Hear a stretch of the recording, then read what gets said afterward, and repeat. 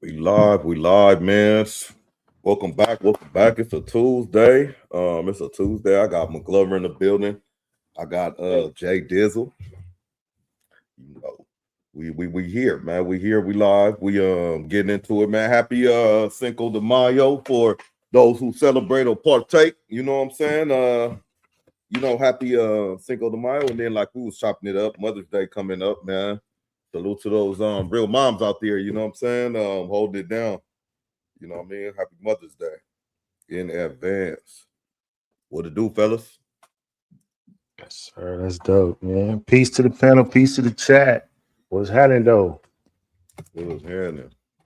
Get my shit right taken care of, though. Man, what's good, man? How y'all been? Weekends? Like? Yeah, solid week, man. She's been solid, man. Just mastering the pace this week. Mastering the pace. I feel you. I feel you. Oh, JD. I mean, Stone asking questions now. Okay, hold on, man. Where my phone go? He asking questions now. Tell him we on right now. No. Hey, let me ask you a question, fellas. And the way I sound like yeah. Let me ask you a question. No, man. Have y'all ever had to deal? No, you know what? Let me go outside 5 minutes, man. Let me go outside 5 minutes. Well, have y'all ever had to deal with the situation of dealing with somebody that you was in a grown up situation with, that you had to make a adult decision about that life y'all bringing into the world, you know what I mean? Or do y'all know anybody that been in that situation? Like, pretty much I'm talking about the topic of abortion. What about it? Y'all know anybody? Have y'all personally been in a situation where, or not even if you don't not have to personally talk about yourself, or do you know of a situation where somebody was in that situation that had to make a decision, or didn't get a chance to make a decision? You know what I'm saying? The woman might have made it for him already. Y'all ever been in a situation like that? Yeah, I'm aware of those Or seen one? situations. Yeah. Okay, JD. Yeah, for sure. Okay, so it's for anybody and anybody in the chat. And shout out to the chat, man. Welcome in. You know, happy Cinco de Mayo, all that. Happy future Mother's Day, all that. Everything that comes down in May. You know what I'm saying? We got 2 birthdays in May. For me, it's just holiday after holiday. It's ridiculous. My birthday's in May. Yup, ridiculous. And it's not in May, but whatever. I know what you're saying. but so well, my question is what is y'all take on or opinion on that? Are y'all of the mind that the decision should be made together, or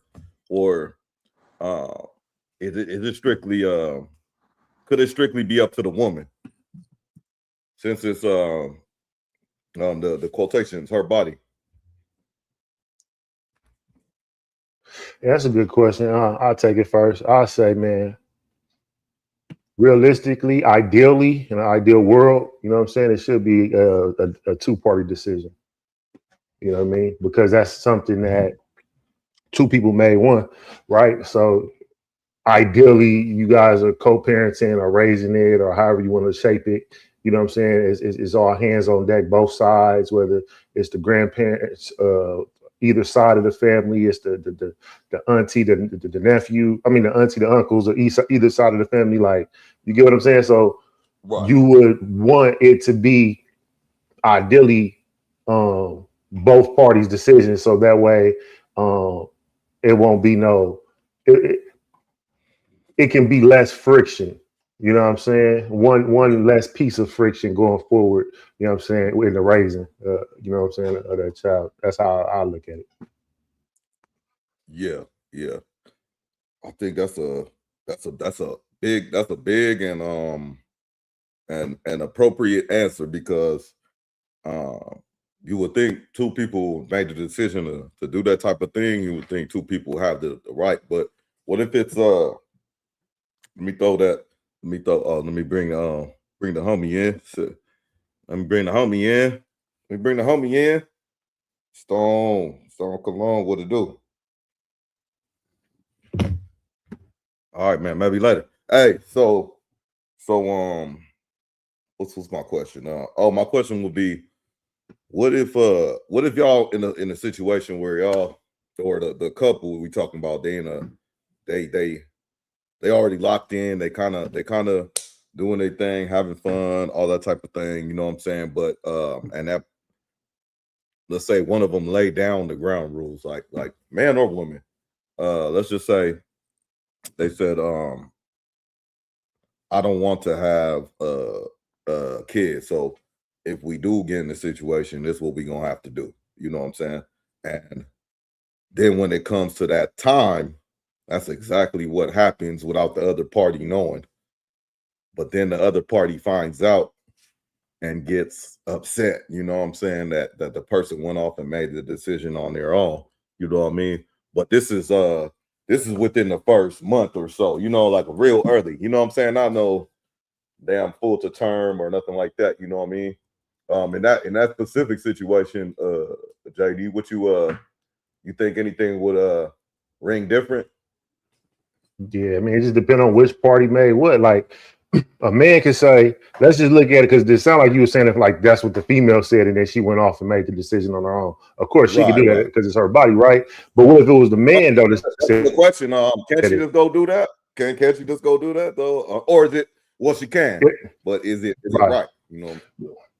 So I'm just going from, you know, how it's phrased, right? So if that was you said these are the ground rules. This is what she said. You know what I'm saying? Well, you didn't say she, but I'm just assuming because she went off and made the decision. The man can't do nothing. So if those were the ground rules, and that was it in the beginning, you get what I'm saying? Then I say that's fair game, regardless of how she makes the decision. Now, in the reverse, if it was the man that said, listen, whatever happens, I don't want to, what if it was the man that said that? You get what I'm saying? And then she went off and made the decision to not do or to keep or to whatever in the reverse. You get what I'm saying? So damn, that's kind of, you know, that's where it gets tricky at. You know what I'm saying? That's where it gets tricky at. So anytime a person sneaks off and does something without the other person's consent, in my book, they broke the contract. Shout out the contract. You know what I'm saying? And that's a big deal, because you got to go into it as if you agree on that contract, you got to say, hey, as an adult, we making this decision, but we also know our emotions in it. So when this life comes about and you start hearing the news, you might feel a little different. You might feel like I'm only want to keep it now. You know what I'm saying? But the mouth is strong. You know what I'm saying? You already kind of like agreed on something. You know, so it's like a hard little situation to go into. But I kind of like I think I like your take, JD. I know I like your take, because you're pretty much saying, man, you got to live by your word, or you got to live by your actions. You know, or a little bit of both, a little bit. You know what I'm saying? That's what I take from it. Yeah, and I'll say this too, man. I was just reading. I don't know if you was just reading this book too. It just came out. But the chick, she wrote this book, a co-parenting book. And within the book, she was finna actually go get rid of the baby. But she and so like it kind of alluding to what you was just kind of like getting at, that okay, you find out the news, maybe your thought process changed a bit. Right. You know what I'm saying? So you might be making more money right now or something. You may have been fun with the bra for like a year or two. You know, you might have came into some more money or something. Maybe before you didn't want to because you was hurting a little financially, but now you better off. You like, oh shit, I'll change my mind. Never mind. Oh, it's too late. And in this scenario, kind of like, well, I didn't even say what book it was, but yeah, she was like, Man, I was on my way to the clinic, but I heard the passion and the happiness in his voice when I told him the news. You know what I'm saying? And how we was going to be a family and this and that. And she changed her mind. You know what I'm saying? And kept it. Oh, You know what I'm saying? So shout out to that, man. That's good news, man. You know what I'm saying? Gotta keep the babies in there, man. Good looking for y'all tapping in, man. Oh, Suzette, what's happening, man? Shout out to the members. Good looking for tapping in on this good Tuesday. Happy Cinco de Mayo, man. Shout out to the homie Stone. Hit them likes on the way in. You know, happy Mother's Day to the future I'm sorry, the future. Happy future Mother's Day to the mothers out there, you know what I'm saying? Question in the chat, man, before we carry on, man. Mothers, what is something that you have got for Mother's Day that just top tier, you know what I'm saying? Whether it's flowers, whether it's a book, motherfucking, I don't know, you know what I'm saying? Something, you know what I'm saying? What's the one that you remember, man? You know, your kids sent you a picture, gave you a picture, framed something, you know what I'm saying? And shout out to the moms out there, you know what I mean? Sure. But yeah, McGlover. Hey, you're gonna come out this way, I believe, and you're gonna just kind of roll into the same weather that you in right now. Hello. You think you're gonna come out here in the sunshine? I'm coming to LA.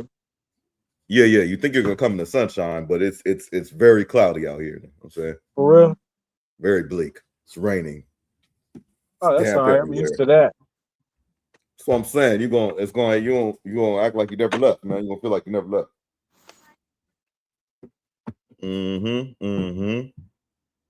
But yeah, man, for sure. Man, let's do this. Get to this warm up, man. Like I said, man, thank you for stopping in, y'all. Hit that like on the way in, if you don't mind. Sure. And we're gonna get into a clip. Actually, let me open it up this way. Pause, man. Hey, motherfuckers still doing like I know this is Tuesday our day, but motherfuckers still doing Taco Tuesday and all that.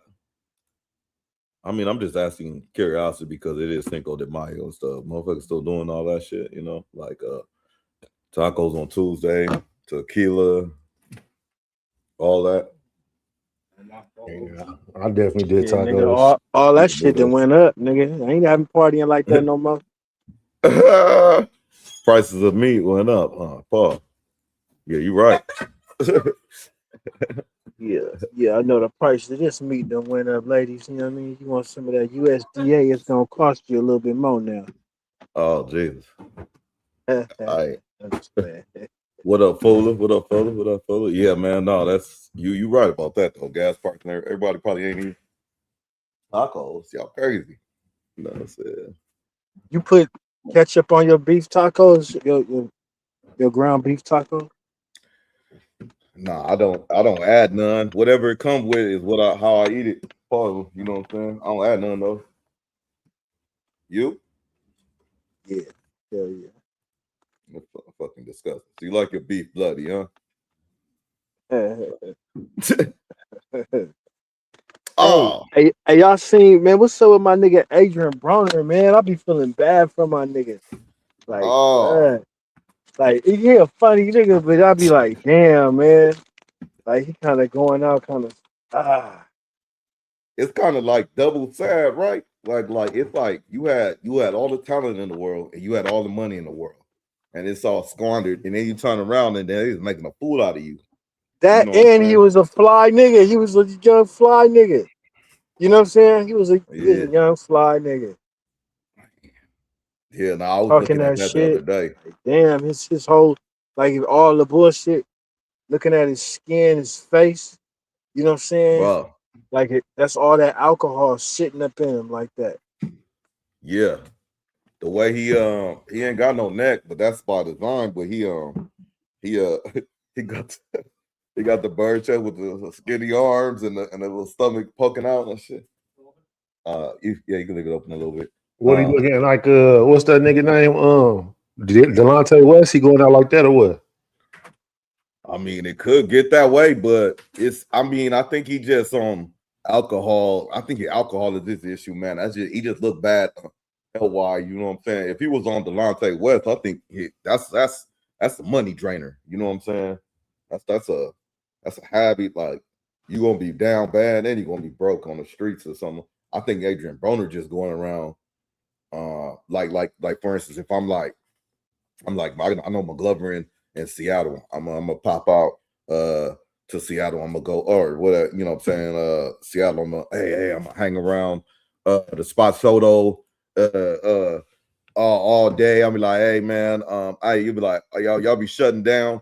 Y'all be like, all right, man, we out of here, man. All right, Doc, what you about to do? And shit. I'm like, oh shit, man, nothing. I'm about to just sit in here.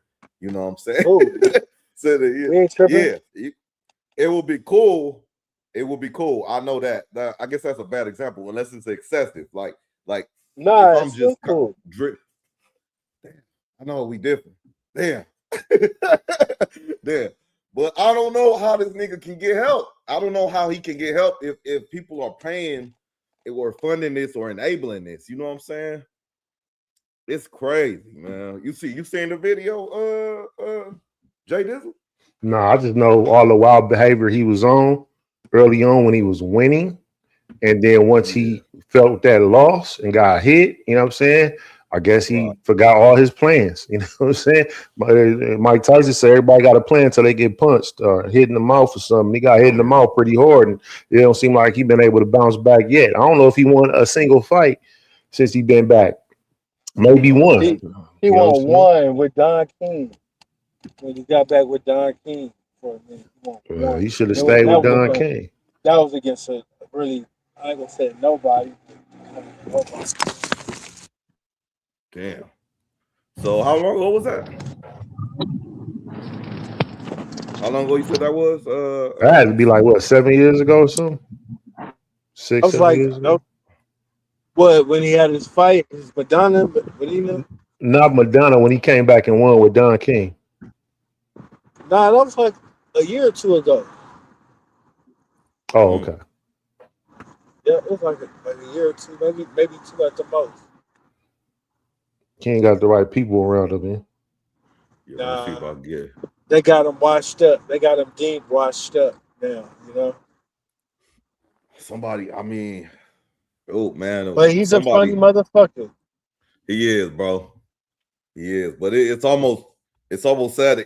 I wish I could find. I'm gonna show a clip, but it's a part where he sat down. I mean, I know it's all content. We here for the content, but he sat down with the white girls. He was like, hey, how you doing? I'm Adrien Broner. I'm 4-time world champion and shit. And it was like, what the fuck? It was like, who are you? You know what I'm saying? Like, why are you in a wife beater with like in the middle of the day? You know what I'm saying? It was bad, bro. It was good content, like you said, funny as fuck, but that's just sad. And you know, it's one thing you could be down bad financially and these types of things, or you could be going through shit, but bro, his I've been through that shit where I look back at pics sometime and my whole fucking face is, and this is when I'm sober in the middle of the day, my face is just puffy, eyes all, you know your eyes, it be a certain way and shit, but yeah, he got all that on an HD camera and shit. Like, I was like, damn, he look bad, and they supposed to be like made up, like they on a TV show. So let me see if I get this one real quick. I'm gonna show you, JD. This McGlover probably already saw. Let me see. Boom, entire screen. Damn. Let's do this.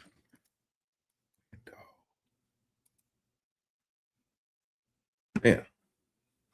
Can't do that. There it is. How old is he now? Shit, I don't think he's in his 40s yet. He's like maybe mid-30s or something. I want to start this episode off by telling each and every one of y'all, please don't play around with y'all life. You only get a chance to do this shit one time. There's not going to be multiple tries or continues and all that. And even when you get close calls, it should make you sharpen up. Today we talking about Adrien Broner. Now, I'm going to say this off the rip. I don't think none of what's going on is funny. I don't think it's a game. I don't think it's a joke. I'm not doing this episode to joke on him or to poke fun at him. what I'm saying? But we seen this shit happening when he went through the situation with Cameron. My bad, bro. You're amazing. All right, hey, we gonna have to ask you to go, my nigga. I mean, I have to ask you to go, man. I'm gonna pay you for your time, for being here. I appreciate you. I love you, my nigga. I'm not doing it again. Yeah, no. I can't. I asked you the first time. I don't have no problems with you, but I'm gonna pay you for your time. But you can't violate, bro. I told you that. I'm not, though. I'm not. Nah, I told you niggas boyfriends in here. You know when my Oh, shit, my bad, bro. My bad. Nah. But I appreciate your time. It's me. It's me. If you want to wait for us outside, you could, but I'm not gonna sit and not value your time either.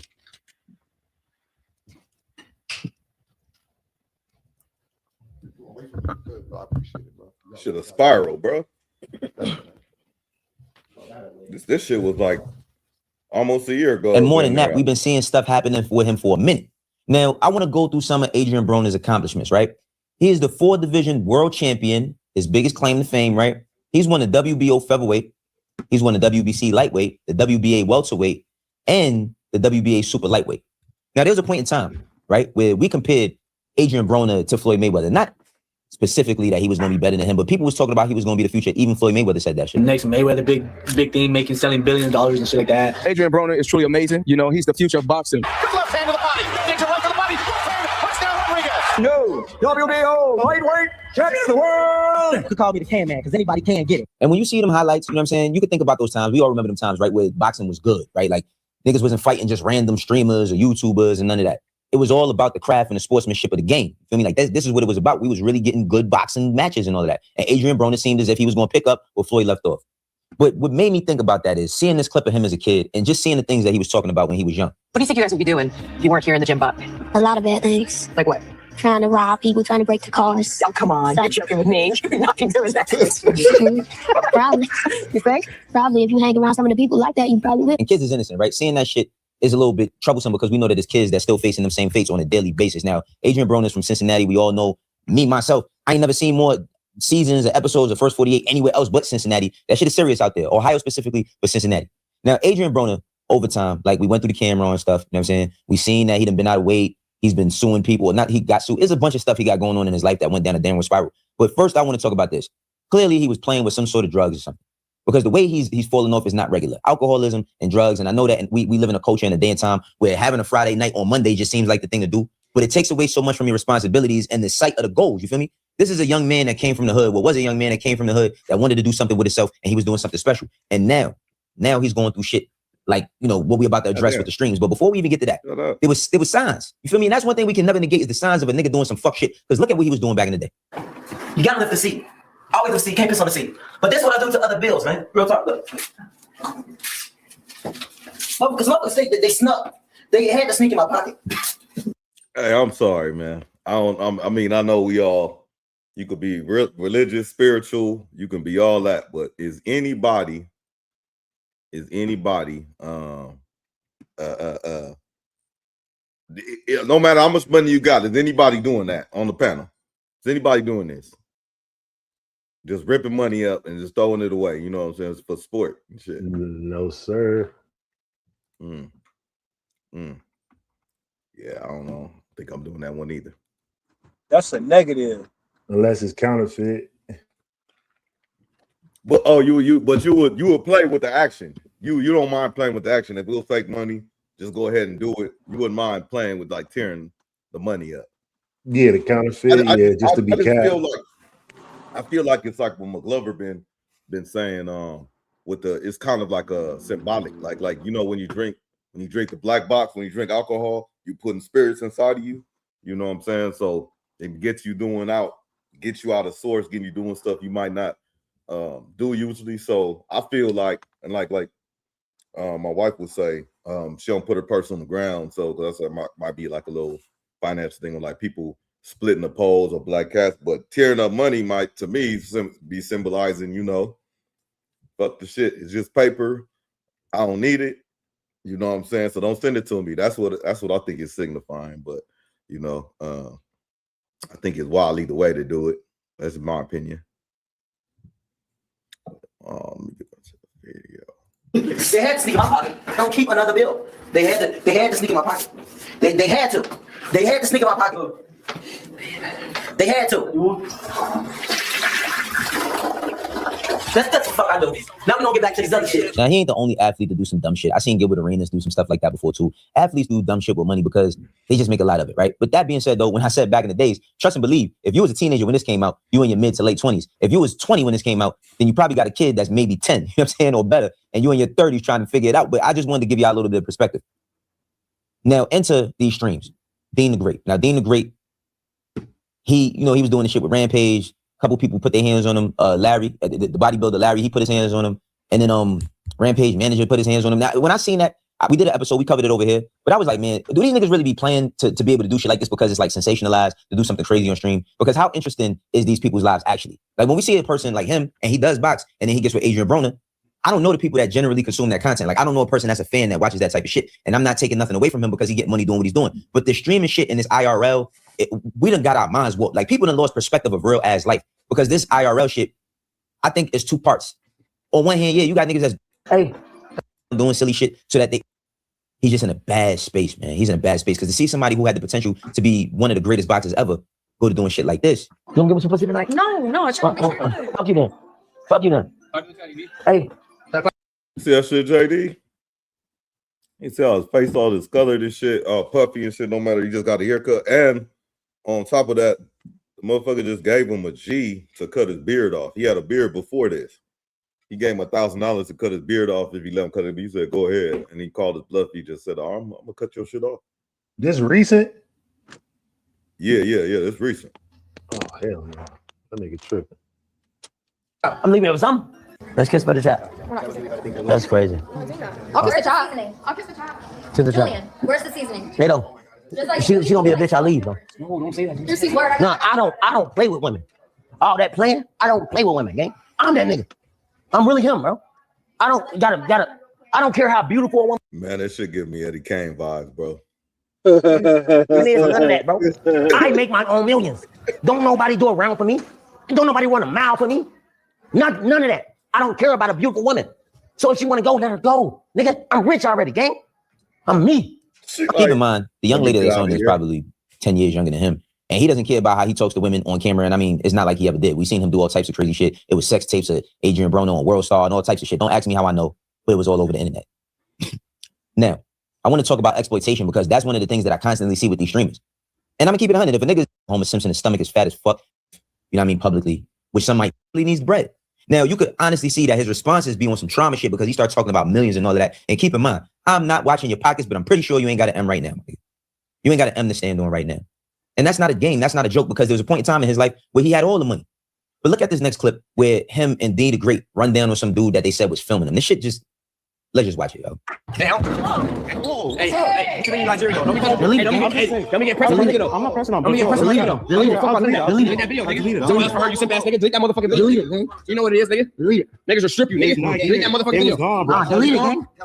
Delete it though. I'm telling you, dog. It was already deleted. Oh yeah, go to recently delete it then. Go to recently delete it. Delete it though. You know what it is? Go to recently delete it, nigga. I'm gonna knock you out, nigga. Playing. Come on, nigga. All that playing, nigga. You touching my nigga, nigga. Fuck you talking about? It's gone. All that playing. Go to recently delete it. It's right here. And I'm taking you back there. Go to Snapchat. Yeah, I'm taking you back there too. Nigga, and I'm taking you back there. Bitch ass nigga, I'm taking you back there. Nigga, I told you the truth. Nigga, it's not there. I'm taking. I only did Where the video went though? Hey, nigga, man, I think anybody right now got a puncher's chance on AB right now, bro.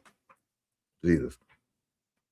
Puncher's chance. That motherfucker, this dude might could fuck around and uppercut this nigga right now. That'd be good. Where the video, nigga? Send it to her? I didn't send it to nobody. What you said? They did, nigga. You recorded? Nah, cool friend. Just Hey, wanna knock this nigga out? recorded. Wanna knock this nigga No, out? we're not. I'm with you on No, Twitter. you're not. Nah. Because you said you recorded for the bitch though, so you with. When did I say that? You just said that just now, nigga. They got you on the For the video, nigga. bitch, no, if she ever did something to you. Nigga, you ain't do shit for me. You don't know me, gang. You said you recorded for the bitch. You already told it. Let's go talk to her. No, we ain't gonna talk about shit, nigga. No. We can get on the listen, like that. Let's go. Clearly, this dude was not a threat at all. And they doing this shit for the chatter. They doing it for the stream and all that other stuff. But keep in mind, 2 black men. You know what I'm saying? Now, I ain't looking for y'all niggas to be Farrakhan. I ain't looking for you to be Malcolm and Martin and none of that. But there is a thing called representation in which you should be doing. Not saying that y'all can't entertain. Y'all can entertain without the clownery, without the fuck shit. And like I said, look at Adrien Broner. Who would ever thought in a million years that this is the type of shit he'd be doing 10 years after, or a little bit over 10 years after he was winning all these championships? You know what I mean? Like I said, this is not a game. This is not a joke. This shit is sad. And one of the most Serious, bro. And I'm dead ass, bro. Don't touch me. Wolf. If they touch me one more time, knock one of these out. I'm trying to tell y'all I'm good. I don't give a fuck. You ain't doing too much right now, bro. Don't touch me no more. And I'm telling y'all, and I'm serious, bro. And I'm dead ass, bro. Don't touch me no more. I'm trying to help you, bro. Don't touch me no more. I'll do you, bro. Stop, bro. Hey, bro, don't do that. No. Okay, but get a keto, bro. You never. You're trying to drive drunk. I'm gonna drive. Dumb as I am. Bro, you lit. That's why you can't control your nigga. You out here like a bitch in Miami. You on fat ass. Drinking and driving is not a joke. I know people try to make light of that shit all the time. I see people in cars and they be having a cup in their hand or they be having the rosé bottles and all of that. Man, at what cost? Because there was a point in time where, yeah, it was probably kids looking up the age. This is the part that's real sad right here. So, and that was really, really crazy. It's been circulating a lot. I'm pretty sure I have my nights like this. I'm like, man, I can't understand what this motherfucker was saying right here. No. No.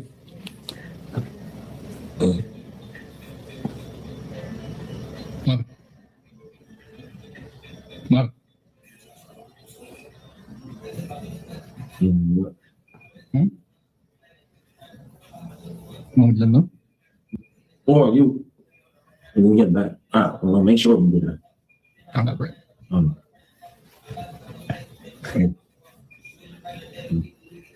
Yeah, or yeah, I can't Uber yet. Or I can't Uber yet. You get Uber? Do I have Uber? No. Yes. Let me stop recording now. I got you. You ain't a fool that nigga. Now, a lot of y'all might feel like this nigga deserve everything bad that's come to him. We seen the video also of him running out on a full bill and telling niggas, but he Adrien Broner. Don't nobody care about that shit. Even with all that. What? Bro, niggas don't care. You not as sharp as you used to be. You enjoy seeing him win. But he needs to be getting. I'm really venting because I hate to see people go through tough times, especially somebody that I enjoy the entertainment. But y'all let me know how y'all feel. Oh, that's Wayno. Shout out to Wayno. Yo. Yeah, bro. That shit kind of unfortunate, bro. Like, honestly. Man, but I mean, stuff is self-inflicted, man. Ain't nobody, you know, you make these choices and stuff like that. It is kind of hard to see because he was one of us, like he was on top, bro, like talking shit too. You know what I'm saying? I'll take any can, Dominican, Mexican. Yeah, that shit was fly. That shit was fly as fuck. But yeah, he got the wrong people around him, bro. And you know, that's just what that is, man. And you know, yeah, that shows the type of guidance that he got around him, man. He ain't got none. Man, that's tough. That's tough, man. So what to do, bro? Shit, man. JD, we could roll into Miles' mindset. Oh, no problem, bro. Know what I'm saying? No problem, man, boss. let's get our little list on. Yes, thanks for everybody rocking with us tonight, man. If you ain't in here, and you didn't hit that like yet, hit that like. Appreciate y'all for rocking with us on this Tuesday. Yeah, bro. Yeah. You got it, JD. All right. Let me share the screen real quick and then see shit. Yeah, Sarsky. Remove my joint.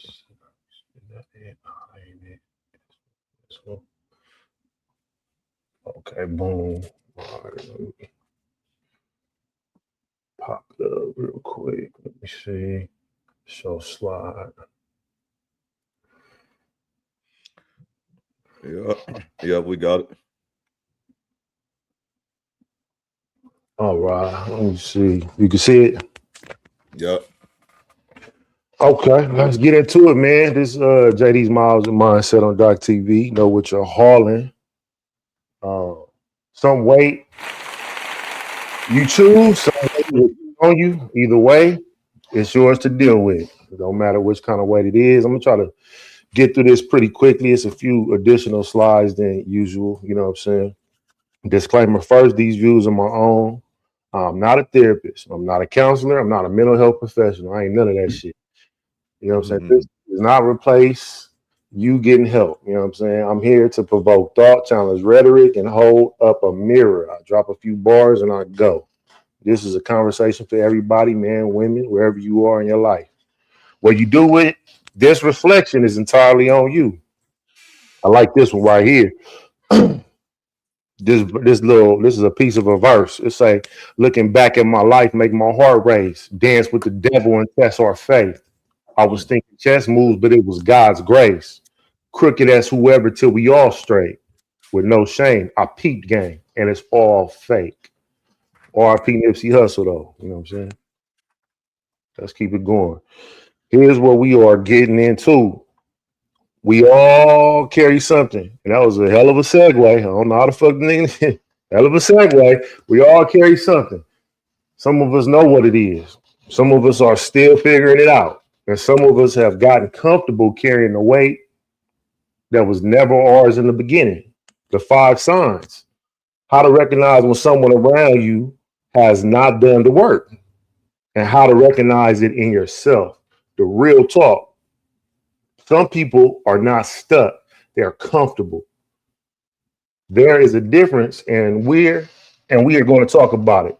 The honest mirror, what it looks like when two unhealed people find each other, and when you are still the problem, even after doing the work. This is not about bashing anybody. This is about awareness, because you cannot navigate what you cannot name. Let's keep it going. 2 versions of you fighting for the wheel right now. Which one do you allow to drive? The lower self or the higher self? You got the lower self. The lower self knows your wounds by name, uses them to keep you comfortable in familiar pain. It is not your enemy, but it will run your life if you allow it to. The higher self, it does the work. Sits in stillness, sees clearly without needing to destroy what it sees. The goal is not to kill the lower self. It is to know it well enough that it does not drive. They make everything about them. Sign number 1. You try sharing something real and someone, and somehow the conversations end up with it being, you try to share something real with something, and somehow the conversation ends up being about what they went through. You came to them with your weight and left carrying theirs too. That is not a connection. That is a person who has not learned how to hold space, because nobody possibly ever held space for them. Number 1, you share something painful, and 5 minutes later, they're talking about what happened to them. Your moment got hijacked. It's over with. It probably wasn't even 5 minutes. You know what I'm saying? Number 2, every conversation circles back to their story, their struggle, their situation. There is no room for yours. Number 3, they're not always doing it on purpose. They just have never been taught to sit in someone else's pain without making it about theirs. This is a lane check, man. A driver who cannot read the road around them is a hazard to everybody. Presence is a part of the job. Let's keep it going. Number 2, they weaponize what you share. We talked about this here on Doc TV, but let's get into it though a little bit deeper. What you told them is trust comes back as ammunition. That is not a communication problem. That is a character problem rooted in unhealed wounds. Hurt people use other people's hurt because it makes them feel less alone in their pain. Number 1, something you shared in a vulnerable moment gets thrown back at you during the argument. What was private becomes a weapon. Number 2, they remember exactly what you are sensitive about and go straight for it when they feel threatened or are cornered.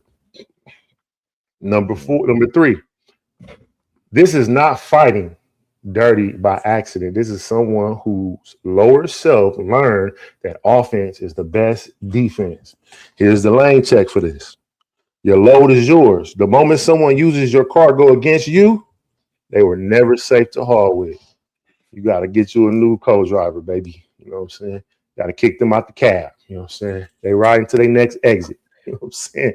But let's keep this shit going though. Sign number 3, they confuse intensity with love. We just talked about this not too long ago. Chaos, jealousy, obsession between you two, they call it passion. But what they are really doing is using the relationship as a place to dump their unhealed energy.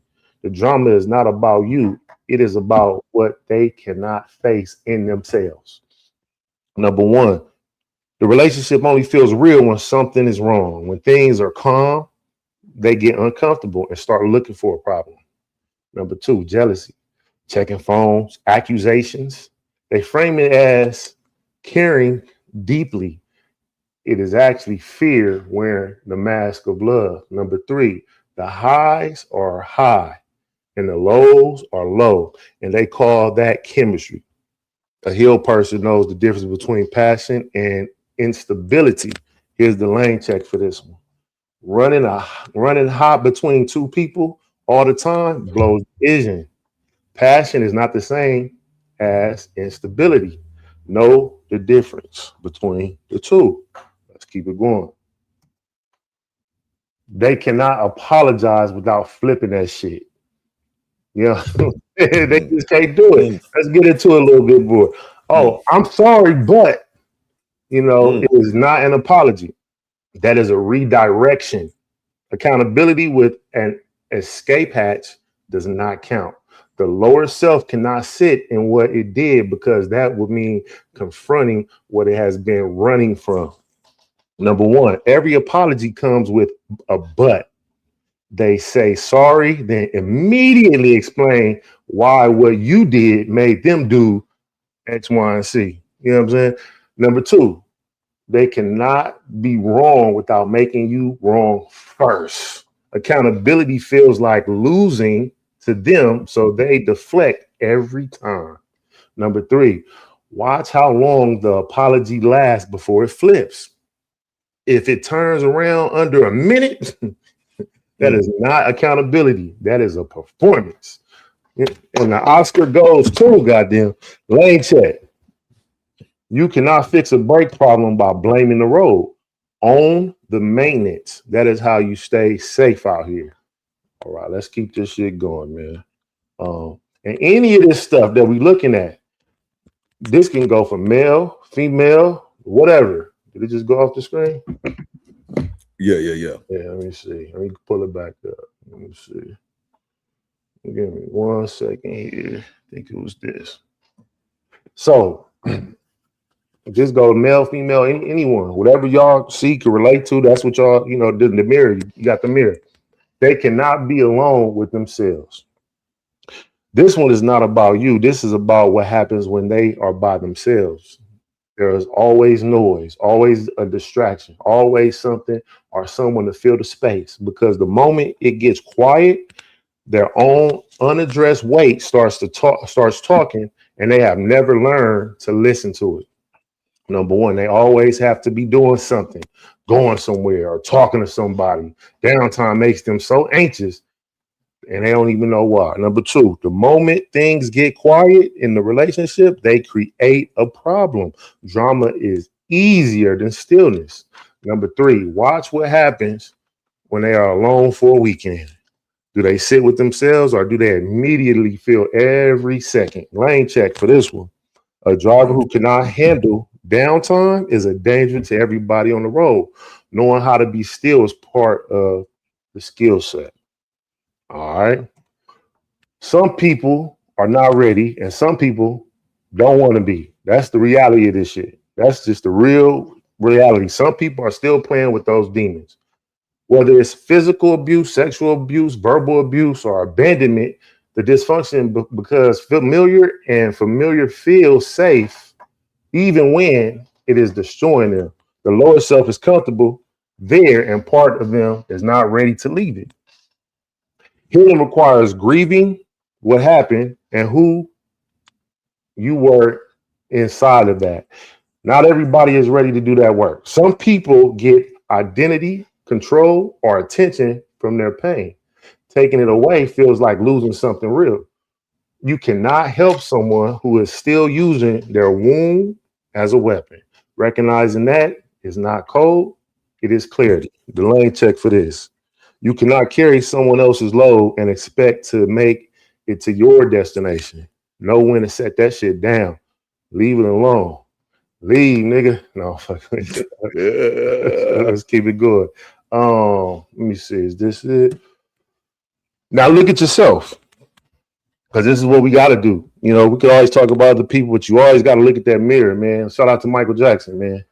one of the most highest streaming artists to date as we are streaming this, man. Looking at in the mirror. When you have done the work, you can see clearly. But clarity is only as good as your integrity. Some of us use our awareness to recognize broken people and then use them instead of leaving them. That is still the lower self, just in a better outfit. Number one, you can see exactly what is wrong with them and you stay anyway because it is manageable. Keeping someone who needs you is not the same as being chosen. Number two, you use what you know about them as leverage. Reading someone is not the same as respecting them. Number three, doing the work means you stop preying on people even when you could get away with it. Higher self walks away with integrity. The lane check for this. The higher self sees clearly and walks away with integrity. It does not exploit what it can see. That is the real work. So what do you do all this shit? If it's them, you cannot heal someone who does not know they need it. You can love them, you can support them, but you cannot do the work for them. Recognize the pattern, set your standard, and protect your peace. That's all you can do. If it works, hey, stay. If it don't, hey, go. You know, whatever. You got to figure this out. This is your situation or what you're seeing. If it's you seeing yourself in any of this is not a reason for shame. Not at all. It is information. The work exists. People do it every day. The version of you on the other side of that work is who you were built to be anyway. If it's both of y'all, you know what I'm saying, be honest about what this actually is. Two people who want to grow can grow together. Two people who are not ready cannot save each other. Know which situation that you are currently in. If you want it, here's how you get it. Healing does not just happen. You got to be intentional about it. Here are some ways. Therapy, individual or couples therapy. Find a licensed therapist who fits. This is not weakness. This is maintenance on the most important vehicle you own. Coaching. Coaching is not therapy, but it is real work. A good coach helps you get clear on where you are going, and what is in the way. Mentorship. Find somebody who has been through the same shit you just been through. Not just anybody, the right person. Be intentional about who you let speak into your life. Faith and spiritual communities. If that is your foundation, lean into it heavy, but be intentional about it. Find a home that actually pours into you and hold you accountable, not just a place to sit on Sunday. Intentionality of it all. All of these require you to show up on purpose. Half step in the work gets you half-ass results. Master your pace, but stay in motion. And before we go, most of us been through something. Trauma is real, and what it does to a person is real, but so is the work, and so is the healing. You don't have to figure it out all in one day. Just start. You have to be willing to be honest with yourself and take the first step. Master your pace with it. This is not a race, and it does not look the same for everybody. You got to give yourself some grace with this shit.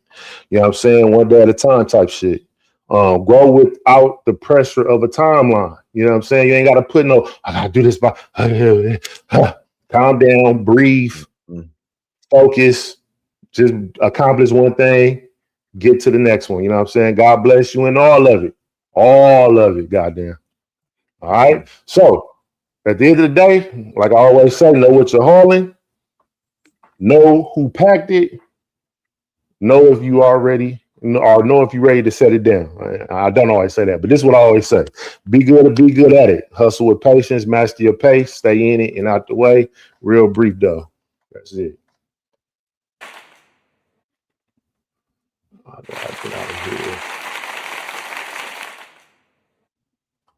Yeah.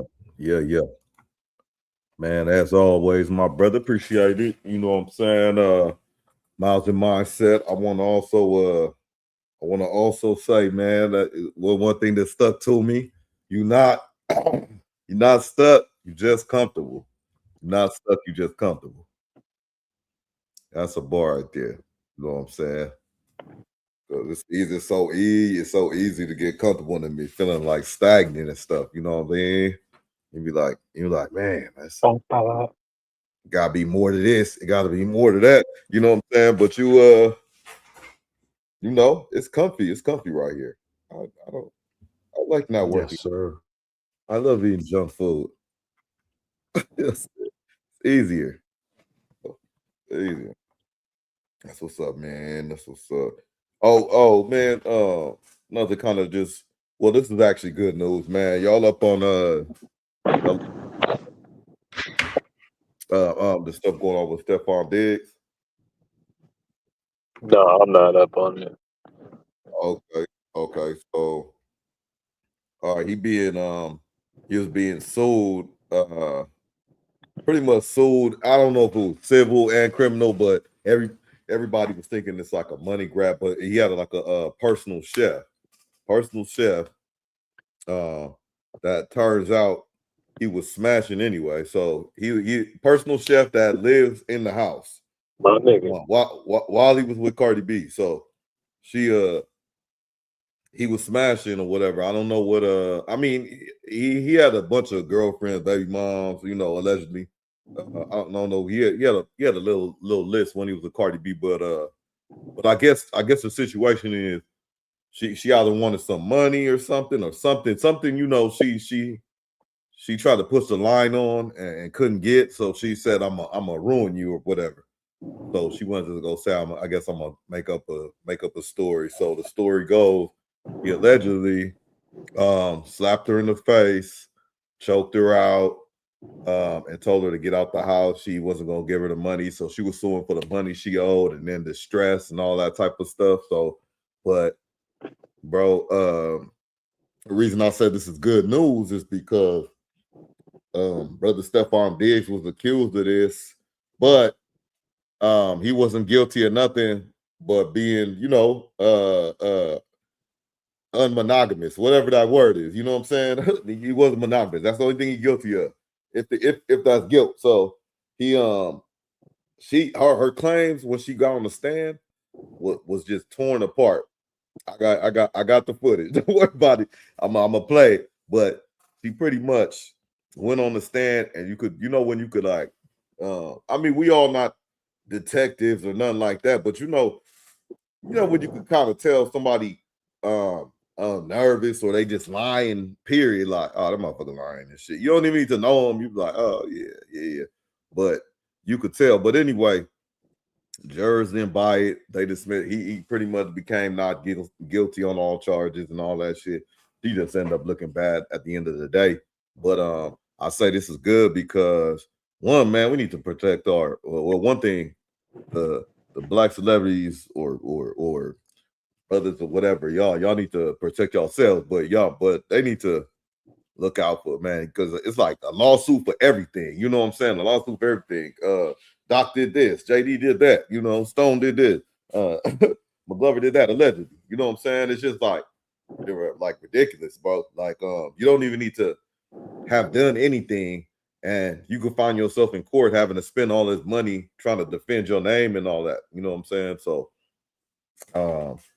it's crazy. But I'm glad the decision got made that you know, that he was not guilty, because it was clearly like I don't take I don't hear on Doc TV, you know what I'm saying? Me personally, I don't take like lightly to that. You know what I'm saying? You ain't supposed to take advantage of a woman or your employees or anything like that. But you can't just make shit up, bro. You live in my house, you just making shit up, bro. Yes. like just because you upset with me or something like that, and then taking it to the law and all this other stuff, you know, and to courts and all that. He had proof that she said that. You know what? That's a great segue. Let's get into it, brother. Let's break this down. Hold on. I got the content. But yeah, her proof is her testimony, and her testimony was trash, bro. So no. I mean, she doesn't have solid proof. Let's just say that. She don't have solid proof. Let me see if I can get it. Oh no, that's not the one.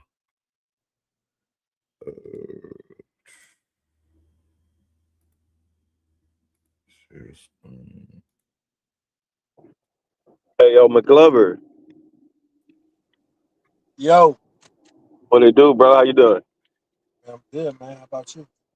I'm chilling. Hey, how strip clubs out there in Seattle?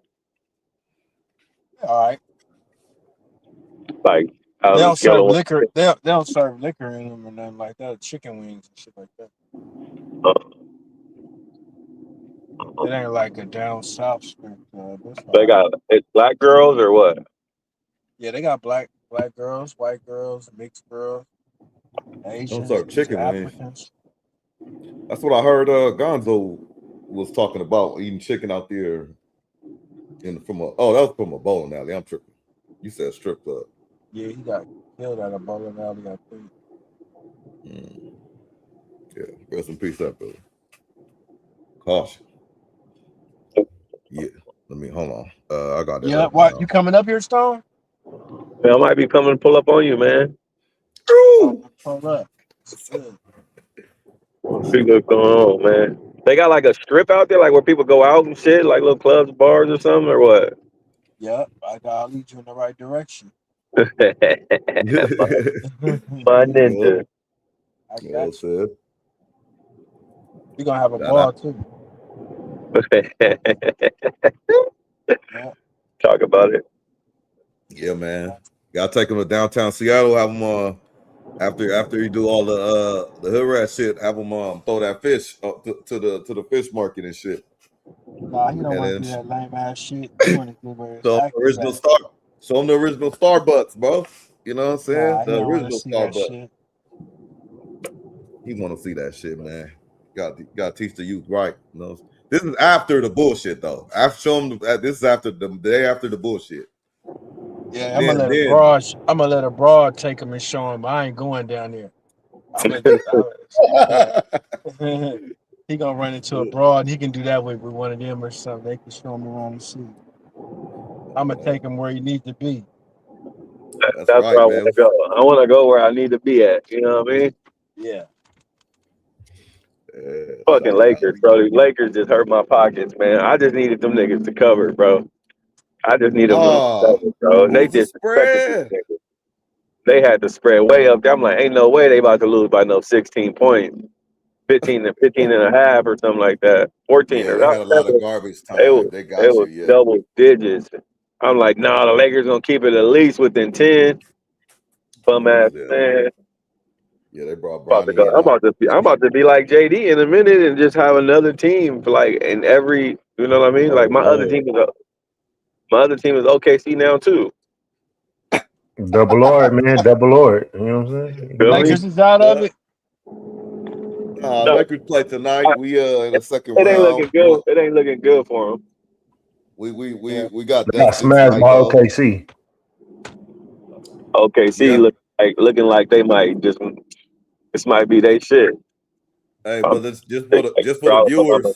The NBA is 7 games, 7-game series, best of 7. Yeah, but the first one came. If they giving y'all 16 points on the first game, it's not. I'm not seeing the 16 get flipped. Like I don't get what's gonna change them to make it be like, oh, the Lakers gonna win the next one. You know what I mean? Like Vegas ain't that crazy. I mean, 16 points is wild in a playoff. I mean, this is 16 points for game 1. You know what I'm saying? It's game 2. What you think? Is the odds going to get worse? Game one, yeah. I mean, shit. If it was 16 for the first one and they went over what 20, I mean, shit. The next one might be 18. You might have a point, but I'm not gonna rock with it. I mean, I'm just being realistic. I unfortunately, you know, I'm still rooting for the gang, but it's like they not really helping me out right now. If I'm being honest, like I just had a little parlay. They was the last leg. They was the last leg of my parlay. You feel me? So I needed them to cover. I needed them to cover that 15 points or whatever, and they couldn't even do that. I'm like, damn. Yeah, that's tough. You know, like shit. You know. Yeah, Even think even if Luka come back, I don't feel like I feel like they're gonna be they gonna get a Lakers double-digit points each. I don't know. You know, I'll say Lakers are 6, right? So, You still feel that way? Yeah, we gonna lose. I'm gonna say Lakers in 7, if anything, but I don't know, bro. SGA out there looking like a dog. Like they look like a better team. Sometimes you just gotta know when to hold them and when to fold them. Yeah, that's true, but it's not over because we gotta lose You this sound game like coming a fan. up. You're not thinking like a real. I'm trying to explain it to you. We're gonna lose this next game coming up. I don't like that point spread you gave out, but I mean it is what it is. We should lose, so we should be going back to LA down 2. But and then you think they're gonna win 2 in LA? That's what's gonna have to happen. Have to happen. Okay. It's gonna have to happen. And as the series goes on, the odds get better. If you ask me, I just think our experience. The only thing they got on us is, well, I'm not gonna say the only thing because that's a big up is the youth. You know what I'm saying? But these they get hurt, bro. They get hurt. McCain got hurt. Jay Will was hurt. You know, Shay be wearing his sports bra. He get hurt sometime. You know what I'm saying? I don't know. And anybody that JD goes for is going to eventually fumble. You know what I'm saying? Unless it's the Raiders. That's different. That's Cap. Okay, that's Capricorn, huh? All right. Well, I don't know. Oh, let me get to this though. Yeah, man. Shout out Seattle, bro. That motherfucker is. You gonna like it, Stone. You gonna like it. You know what I'm saying? And shout out to Doc TV. I've been to Portland. Oh yeah, I remember y'all went there before I got to the. Oh man, that was a time too. Yeah. That was a time. Talking about it's when crazy I got on the because ship. we ended up in a club out there, many moons ago, and the club was owned by Ron Jeremy, bro. And it ended up being some shit, man. It ended up being a movie, man. It ended up being a movie. It was wild, bro. Shout out to homie Chuck. Shout out to homie Barnes. It was a crazy night. They're both of Barnes, man. Shout out Branch. YN something Branch. Yeah, it was a oh yeah, for sure. Shout them out, man. I remember the brothers. They was out there too. Good side, boy. Got a picture of Branch. Military's crazy. People were like, I was just talking to my young bull, and he was asking me about the military and shit. And I'm like, bro, yeah, like, why wouldn't you? Like, especially with the coming, like, I just don't know. I'm like, y'all be letting, like, don't let your mama hold you back. You feel me? Like, I think mamas, when they hear military, first thing they think is their kids gonna go to war, and then they gonna be out there like some shit that they see on TV, and they on the front line shooting. You know, one guy with a rifle, then he got to cock it and then shoot again, and it's not. I be trying to explain to them, it ain't exactly like that no more, man. Yeah, it's not like that, but it's funny.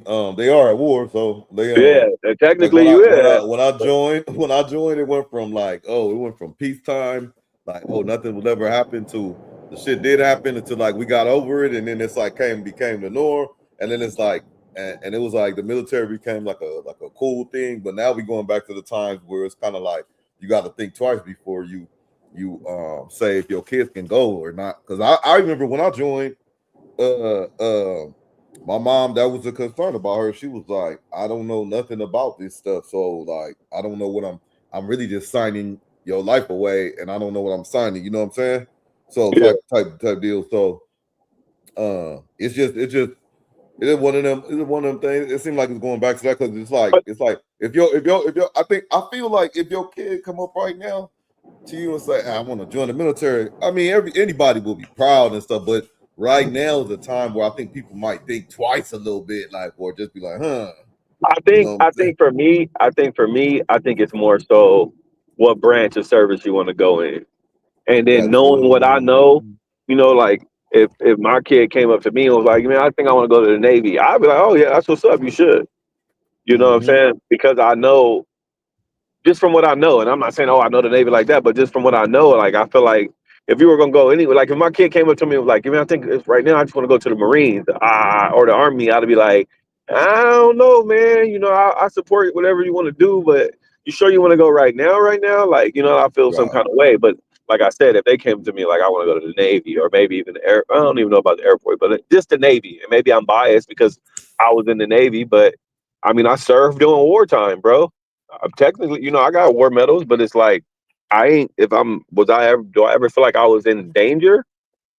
I think I feel like I was in more danger in Los Angeles than I was in the Navy. Yeah. That water is nice and safe sometimes. You feel But me? it's the most dangerous place on earth, though. 100%. 100%. But no, I think I mean, I'm not trying to like be a advocate or a recruiter for the military. I'm just saying that like I feel like it's a great stepping stone for people, especially right now when AI is taking over. You know, shit like that. It's like, why not, man? Because either you go find you a trade.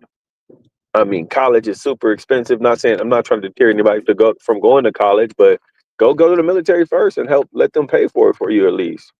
Or, you know, not put your parents in debt to take out loans so that you can go to school when you could go to the military for 4 years and get out and have them pay for it. I don't know. I just feel like the benefits outweigh the risk, in my opinion. A lot of times they do, yeah. A lot of times they do. Yeah, and you know, shout out to the brothers and sisters out there, man. Active duty right now doing their thing, you know. Gang. Y'all turn, you know, gang. You know what I'm saying? Appreciate y'all and all that.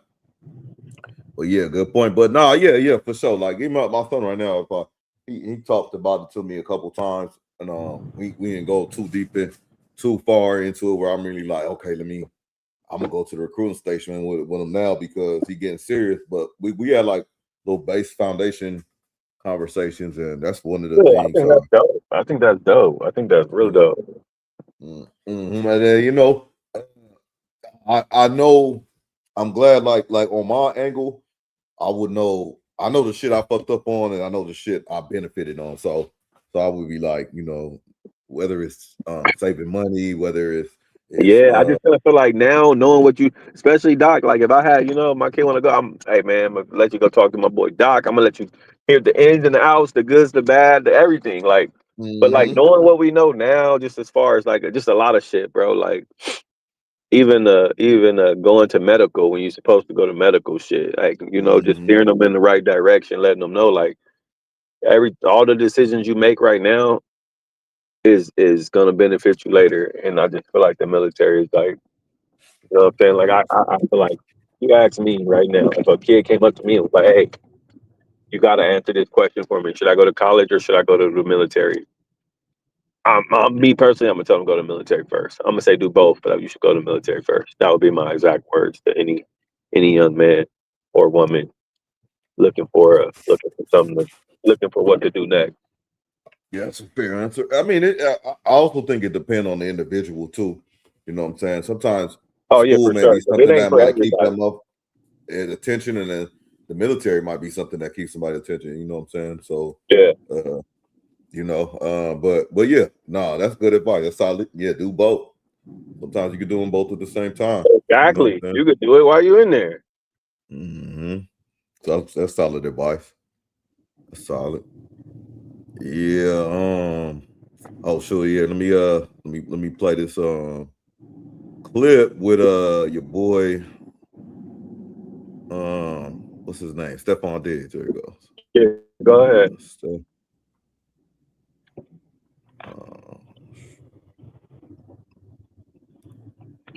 Hold on. Into the stage.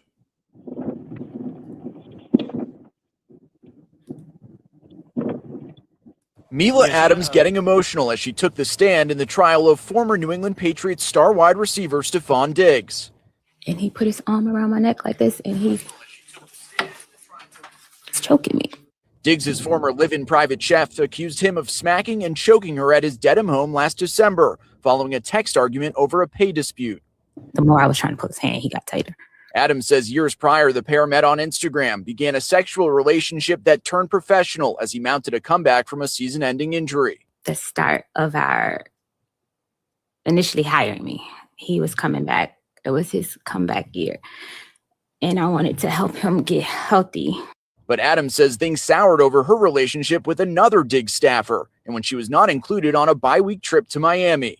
Me and his girlfriend, Cardi B, we were talking about having like outfits and stuff. It was like a whole thing being planned. In cross-examination, Diggs' defense. Why she look so old? The difference between Adams' test. Hey, that's what I said too. Like, what the fuck is this? That's what I said. That, like a nanny or something? yeah. Hey, oh God, I said the same exact thing. Like, but damn, you want that? She like a cool 49. Yeah, and it's no dig at a cool females or nothing, but it just she crazy. just looks a little dated. She looks a little vintage. But if you look at the pictures on her Instagram, you probably see why he chose her or whatever. You know what I'm saying? They dressed her down. Yeah, they trying to have her look. They didn't want her to go in there. Yeah, they had to dress her down and make her look, oh my God, you want to feel sorry for her. It worked, obviously, because McGlover's like, man. They said go in there like how you really look. Mm-hmm. Go to court like how you really look. Just leave the wig and leave the eyelashes and all that shit at home and that. Just come regular. That's why I fuck with y'all, man. Y'all be getting down to it. Y'all figure the shit out. Y'all be not pulling shit out that I didn't even notice that shit, man. You motherfuckers just trying to make her look like a fucking victim. You know what I'm saying? Nah, she doing bad telling her story. Yeah, she don't look too bad though, but she do look older. Testimony and the police report she filed 2 weeks after the alleged incident, including deleted text messages and no photographic evidence of alleged injuries. And you didn't think it was important to record your injuries or take photos. Diggs' attorney claiming this is all a false tale from a scorned woman who's looking to make money. Where the charge hinges entirely on the word of a single person, and that person has millions of reasons to lie. Can I have a second? Mila Adams getting emotional as she took the stand in the trial of former New England Patriots star wide receiver STEFON Diggs. Oh, hold on. This is not the... I mean, it is, but I got some more. Hold on. Let me see if this one break it down farther. 3 weeks ago, your lawyer demanded $5.5 million from Mr. Diggs, didn't he? Mm-hmm. Mr. Diggs offered me $100,000 to recant my statement. That is a yes. That is the only... May we be heard at sidebar, please? Objection, Lucas, strike. 5.5 million. The last part of the witness's response will be That's what the non-responsive. lawsuit was. What she was asking for. And you will not consider she it trying to during say deliberation. Diggs like tried to give her not an opportunity. Trying to say Diggs said like her team said, hey, can we just make this go away for $100K or settle? I don't know if it's a settle or a side thing, like just don't testify or something. It's a recant statement. It's for them to, hey, just I'll sweep this under the rug, man. I ain't trying to do all this shit like this. Yeah. She said she is an agent in the courtroom. I said so during She should have Tuesday took the morning 100K. testimonies. Mila Adams made a remark about STEFON Diggs offering her $100,000 to settle the case. After a brief recess, the judge warned Adams that offering her own narrative and evading the question being asked can lead to her entire testimony being stricken. So, like, basically, she keep playing these games. All her shit is gonna be out the court. You know what I'm saying? So, in this particular case, settlement negotiations are not admissible as evidence because they can be overly prejudicial and make the jury think a defendant is guilty. For you to interject your own narrative and evade responding to questions the court deems appropriate. And if you continue to do so, your entire testimony may be stricken. Am I clear? Yes. 3 weeks ago. Hey, there's more, y'all. There's more. Just wait. So when you say he smacked He smacked me with an open hand. Do you know which hand he used? Right hand, right side of my Do you know face. which part of your face got hit? The right side of my face. And then what happened? It looked like the right side of her face got hit though. At first, I'm like, if I'm facing you, I can't hit your right side of the face with my right hand. If I'm back, I don't Can I have know. a Shit. second? Can I have a second? Yes, you can. All right. She forgot what she was supposed to say. like block him, like bingo. Block him. He took his arm and he like came around my neck with the crook of his elbow around my neck, and he began to choke me, pressure on my neck with his elbow. When you were asked questions about what happened on December 2nd, you lied. It did not change what happened on December 2nd. It did not change what happened on December 2nd. He choked and slapped me. Ms. Adams, I'm going to try my question again. Because you didn't think it was important. When you asked the questions of Dedham Police Officer Ellis on December 16th, you lied. I did not lie. So when you say he smacked He you, smacked me with an open hand. do you know which hand he used? Right hand, right side of my Do you know face. which part of your face got hit? The right side of my face. And then Yeah, that's wild, bro. Yeah, she was a rookie. She didn't have a good lawyer either. Her lawyer, she didn't have a good lawyer. That sucks for her. Oh, she didn't have a good lawyer. Yeah. She sounded like she recounting the bedroom incident, and she trying to make it sound like it was not what they was doing in the bedroom. Like, oh no, this he choked me. Like, shut up. Yeah. Like, that's what it sounded like to me, bro. Oh, that's the one I'm trying to find real quick though. Let me it's something where she says she actually goes through the motions and then tells on herself. Hold on. Within all this though, I say she's a cute older woman though. Like, I'm not sure her age. Do we know her age, her actual age? Oh man. I'm just saying, bro, because last week we was talking about how far we'll go down, right? Pause. Like, as far as like in age, right? But I was thinking like, damn, how if I'm 42, what's the oldest I'll date? Probably 55. Probably 55. So yeah, but yeah. Anyway, she's cute. 55? Yeah, I think so, bro. Yeah, I think so, bro. Because you got to look at and I'm just throwing these names out here off the top. But you look at Regina Hall.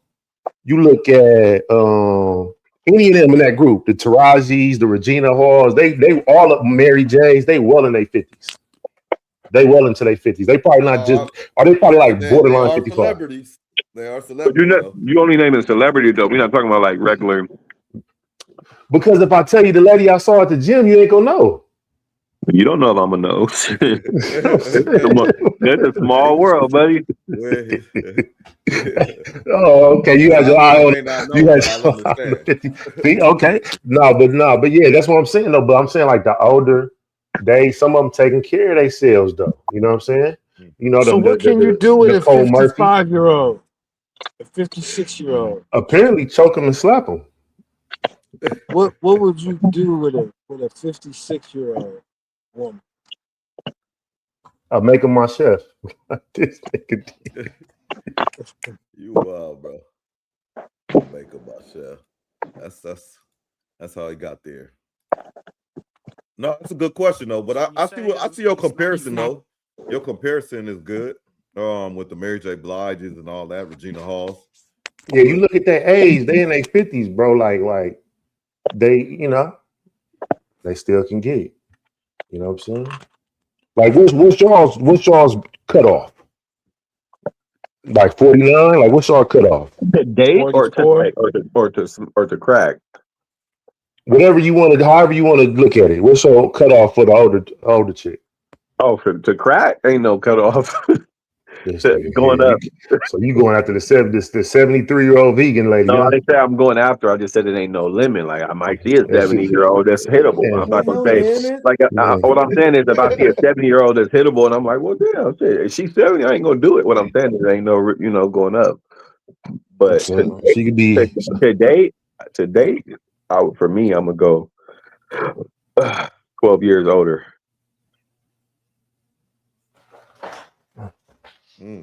12 max. 10 would be ideal. So 12 years, you talking about in your 50s and shit. Who 50s? Stone mysterious with his 12 age, years, right? yeah, 12 years which way? 12 years which way? This nigga said up or down. Oh, we gotta go. We gotta shift back to the cameras. My bad. Stop trying to play me right now, like, cause you know what I'm saying. I ain't in my 40s yet. That's all I'm saying. No, so I'm saying that don't. You can still be in your 30s in 12 years, up or down. Which way you looking, up or down? Like So I'm saying, he said he was talking about older. Like, what was we talking? I'm saying older. Okay, so older. Saying to You could be in date your older. 30s. Yeah, you could be in your 30s and plus 12 is something 50. You know what I'm saying? 38, 39. You know, but I don't know. You know what I'm saying? You're right, Stone. So JD, he's mysterious with his age. yeah, he a little mysterious with it. Ray Mysterious Jr. Shout out to Ray Mysterious. Ray Mysterio. Booyaka, man. You know what I'm saying? But yeah, man, let me see if this one is longer. You know which hand he used? I believe we have a historic opportunity. What the heck? All right. So when you say he smacked He you, smacked me with an open hand. do you know Good week, bro. Right hand, right side of my do you know face. which part of your face got hit? Good guy. Right side of my face. And then what happened? And then he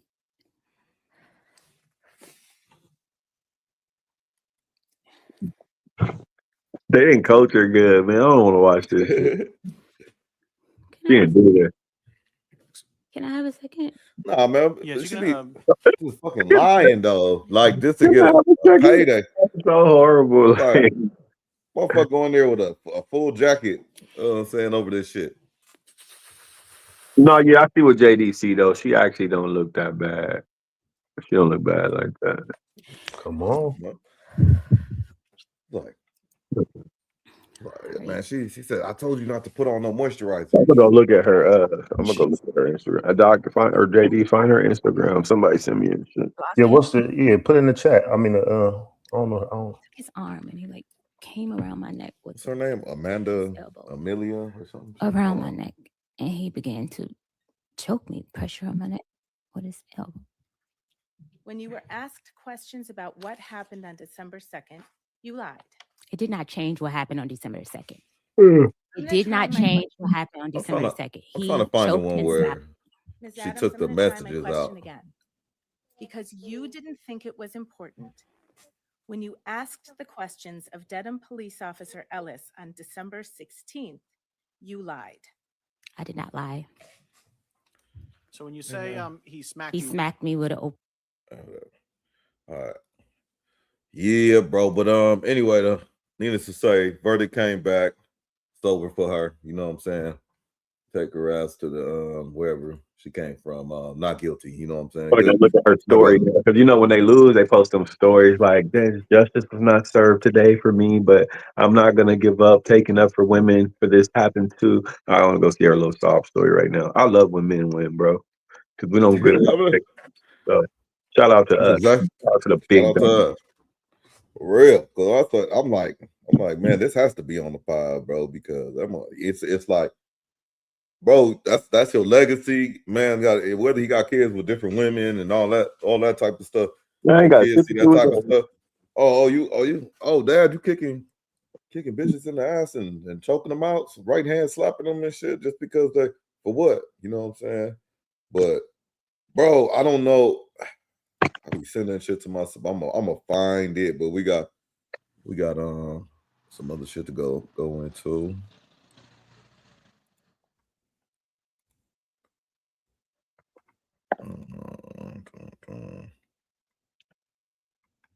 Did I play this one?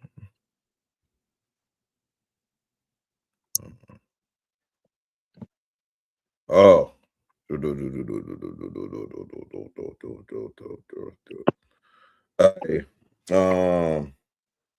it's gonna be kind of. I ain't gonna play too much. Too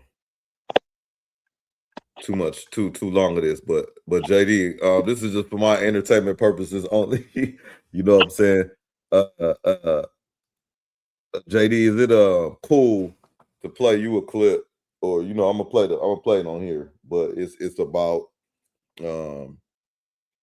driving trucks or CDL or something, but it's like a documentary type video, but I want to have you kind of debunk or confirm some stuff that they play. I ain't gonna play the whole thing, so you have to like go all the way through it, but if you don't mind, can you debunk a few things if I play the video? Possibly. You can play whatever you want to. Okay. Oh yeah, I'm gonna play it. You know, you could remain silent too, you know what I'm saying? But this ain't no okie though. This is some real, like I was like really wanted to see some shit on this video.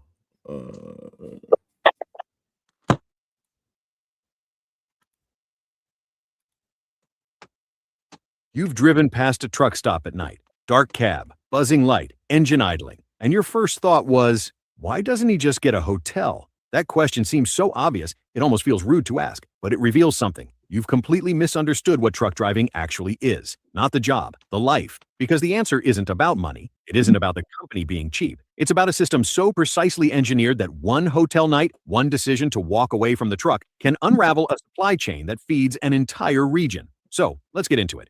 What actually happens if a driver checks into a Holiday Inn? Why does the federal government control exactly when and how long a driver sleeps? How did a fake paperwork scandal from the 1970s shape every... All right, so is that a thing? They control how long y'all sleep? Hell no. Okay, cool. I don't think they that's like, how much sleep, but ain't they supposed to like they gotta like clock out, like they can't just stay on the road get for a over certain amount of hours and shit. Yeah. But I think that's like with any job. It ain't like they're gonna leave you on the clock forever. You know what I'm saying? No, what I'm saying, I guess yeah. And then like FAA, they don't let you drink sodas while you controlling stuff like that. Like I don't know if it's a they can't force you to sleep, but they say you can't control if you don't have at least 9 hours of sleep or 10 hours of sleep or something like. So I thought it was something similar. That's why I was asking. Oh yeah, if you talking about hours of service, yeah, you gotta be off the clock for 10 hours. You know what I'm saying? They can't control what you do with that 10 hours. You know what I'm saying? If you're smart, Stone, that ain't what we just said, huh? Stone, that's not what we just said, huh? That's what we just said, ain't it? Yeah, kind of. Oh, okay. I thought me and you just said the same thing that he just agreed on, but first he said, hell no, they don't control. you said control sleep, bro. Oh, okay. All right, yeah. All right, Yeah, I can listen pretty decent, you know. Sometimes. Yeah.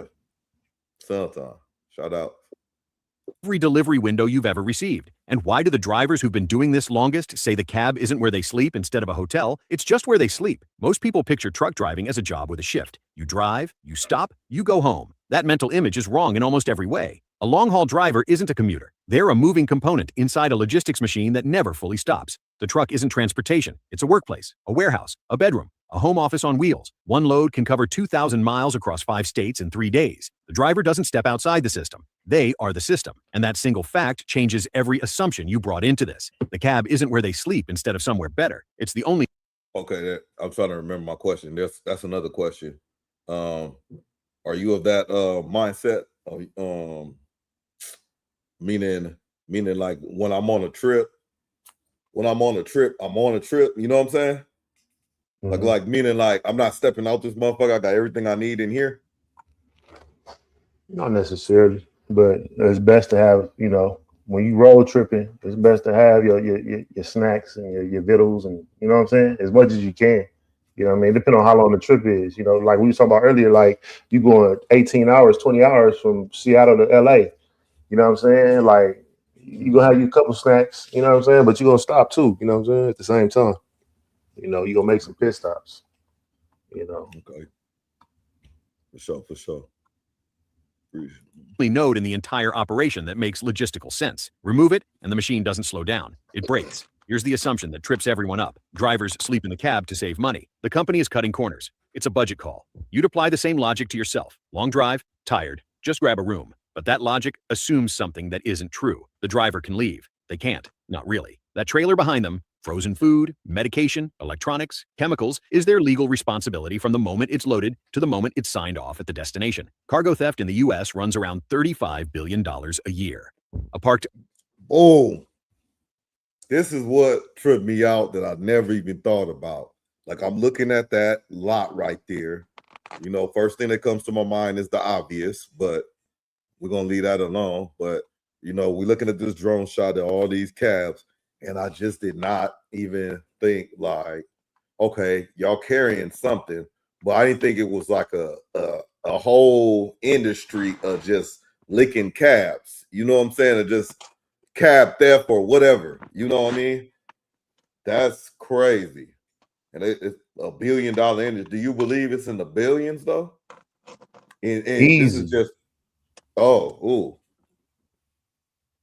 Yeah, they pushing, man. It's you gotta, man. It's tricky out there, bro. It's very tricky, and I'll say this: a lot of times people are it's a lot of working pieces.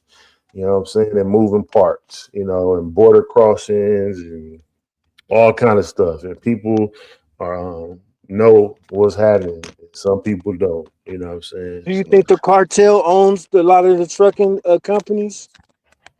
The cartel? I believe that there is some control, a good amount of control that they definitely have, if not ownership, but for sure control is a part of it. It's possible, hypothetically, allegedly. Hypothetically, allegedly. Oh, I thought somebody was gonna ask something. Yeah. Well, somebody blanked up. You was asking a question? My bad. Do you think terrorists use trucks for terrorist activity?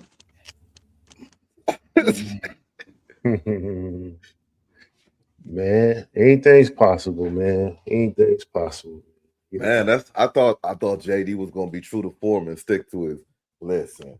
You know, it's yeah, anything's possible, bro. You know, because America is one of the few places you can just come and get to it. You don't have. It's not too many hoops you got to jump through. You know what I'm saying? Like recently, they've been cracking down on immigrants.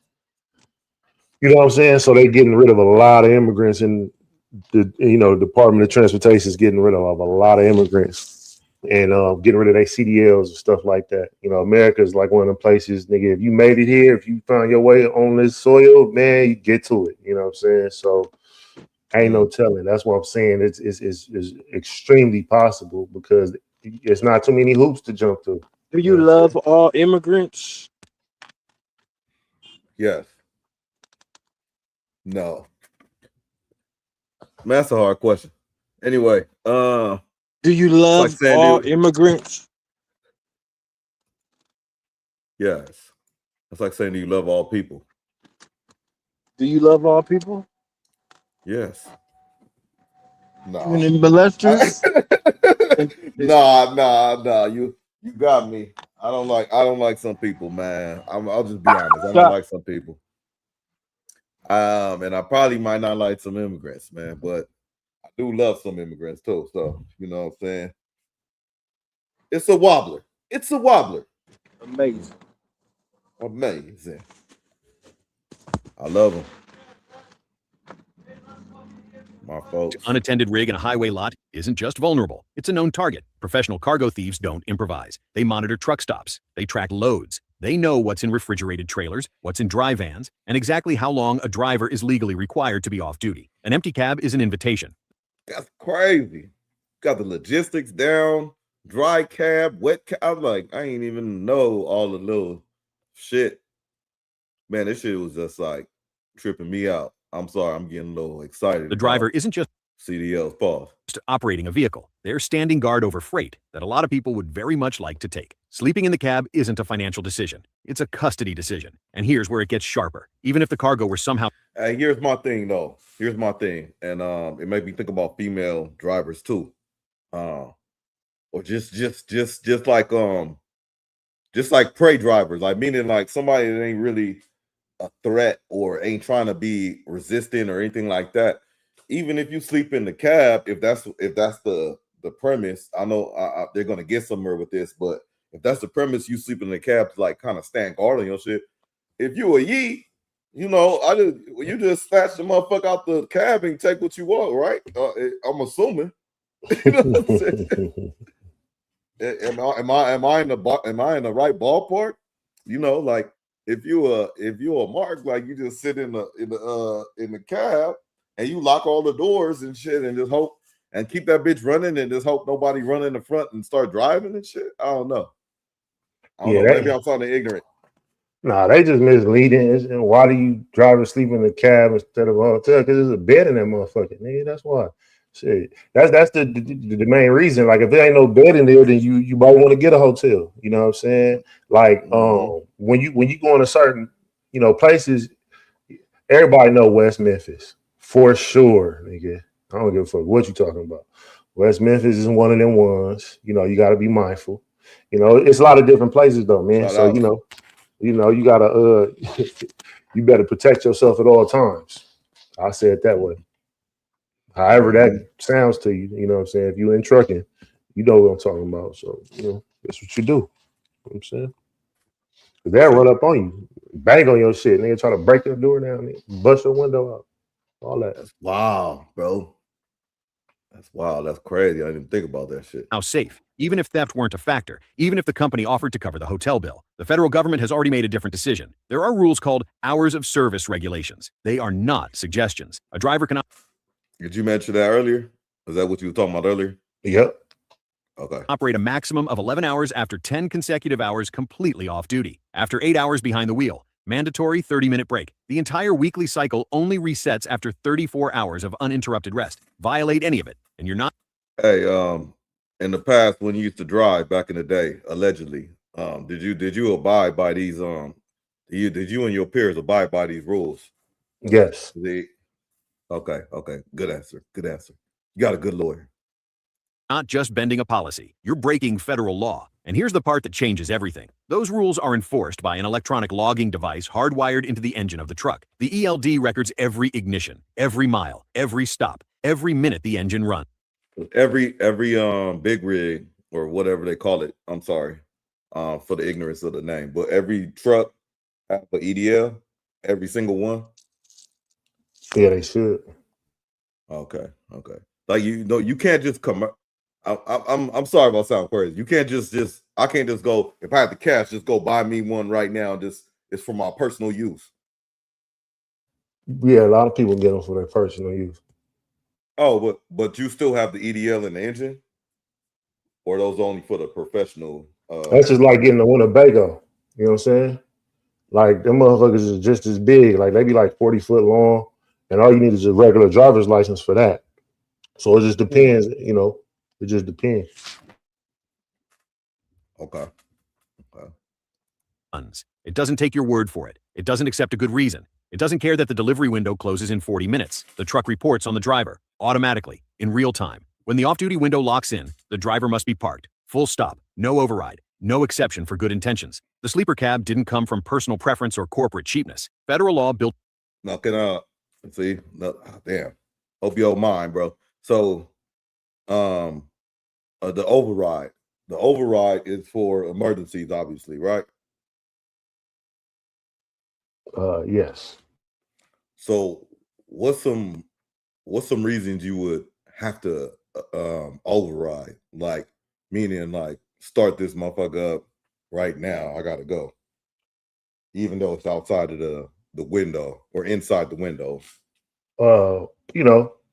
Emergency, it just depends on your reason. I don't have no reasons for nobody on here, but it's an emergency. Okay. I mean, like, I guess not like what could be like a valid one, like, oh, I need to get this back immediately, because it has some engine problem or something like that. I don't know. I'm trying to, or maybe if somebody takes over for you, that's fresh. You can override it. I don't know, man. I'm just thinking of all this shit. But anyway, let's keep it going. Built it into the equation, and the ELD made sure nobody could argue their way out of it. And once you understand that, the cab versus hotel comparison stops making any sense at all. Because there are actually two completely different types of semi-trucks on the road, and most people have no idea either one exists. The day cab, no sleeping compartment, just the seat and the controls, built for regional drivers, who run a route and are home every single night. Their truck is purely a tool, clean, simple, done at 5. Then there's the sleeper cab, a full living space behind the seat. A bunk 6 to 8 feet long. That's roughly the size of a twin bed in a New York apartment. Mini fridge, cabinets built into every available wall. An inverter that powers a TV, a laptop, a fan, a coffee maker. Whatever the driver needs, the sleeper isn't attached to the truck. It travels with the truck because it is part of the truck. Now run the hotel comparison against that. A highway motel runs $80 to $150 a night, and that's before you account for what it actually costs in time. A loaded semi is 70 feet long. Most hotel driveways were built for passenger cars. Finding legal overnight parking near a hotel, not in the fire lane, not blocking the entrance, actually legal, can burn an hour or two of the rest window the driver needs for actual sleep. Then check out stranger noise at all hours. An alarm at 3 in the morning that nobody in that building is going to understand or care about. Drivers who've been doing this for 10, 15, 20 years don't talk about the cab as the option they're stuck with. They talk about it as the option they'd choose anyway. Their setup is there. Their schedule runs from there. Nobody knocks on the door. Nobody has a key. For a long-haul driver, the cab isn't a compromise. It's just home, and a surprisingly well-defended one. To understand how all of this got built, you have to go back to when trucking was new and genuinely out of control. After World War II, freight by road exploded across the country. The interstate system was formalized under Eisenhower in 1956, and suddenly everything moved on trucks. Food, fuel, medicine, materials, all of it rolling down new highways at speed. But the rules were nowhere close to keeping up. Before federal arrest regulations existed, the industry ran on coffee, pressure, and amphetamines. Drivers called them bennies. Pills passed across truck stop counters, sometimes slipped into a to-go bag by a counter worker, sometimes quietly encouraged by dispatchers who needed loads delivered fast and didn't ask questions about how the driver planned to stay conscious. Sleep was a competitive disadvantage. The driver who kept rolling won the load, made the delivery, got called first for the next job. Rest was for people who couldn't hack it. There were logbooks, handwritten records of hours driven and hours rested. But a pen and a logbook are easy to work around if you know what inspectors want to see. Here's the detail that should make you stop. Falsifying those logs became so common, so completely normalized across the industry, that drivers developed a nickname for the fake ones. They called them comic books. Federal investigators in the 1970s estimated that up to 75% of long-haul drivers were running falsified logs at any given time. Not a fringe problem. Not a few reckless outliers. 3 out of 4 drivers penciling in rest they never took. Anyway, man, I was geeking out on that shit. I apologize. So what we got on the stage? Behind on backstage. Okay. How do you guys feel about the new and improving fleet of autonomous vehicles taking over the trucking industry? Because it's definitely coming full force. Yeah, they coming. They on the way for sure. They Which got one? it to where you can drive it from an office from inside of a building. They coming. It's gonna take some time though for them to take over. I was just at Darby Park on God, man. Motherfucker Waymo turned in right by First Church of God. Boom, just right into the over there on Arborvitae. Just like it was crazy because it's like the motherfuckers just unmanned vehicles, bro. How soon is it gonna be when they start getting them shits that's just gonna bust on you? Motherfucker just, oh man, it's crazy, bro. Damn, way more. Hey, this you JD though with the backstage. Oh, we talking about 20 and up or 89 on up. What's this? The 55 range? Can I display it? What is it? Is it on the post it? No, it's backstage. You sent me some slides, right? Yeah, they posted. They for the screen. Oh, okay. I'm about to bring them up then. Shit. Okay. Here's one. Oh shit. What happened? It didn't oh. I gotta remove this one. Remove that. All right, boom. So I was just gonna ask Stone, date or no date?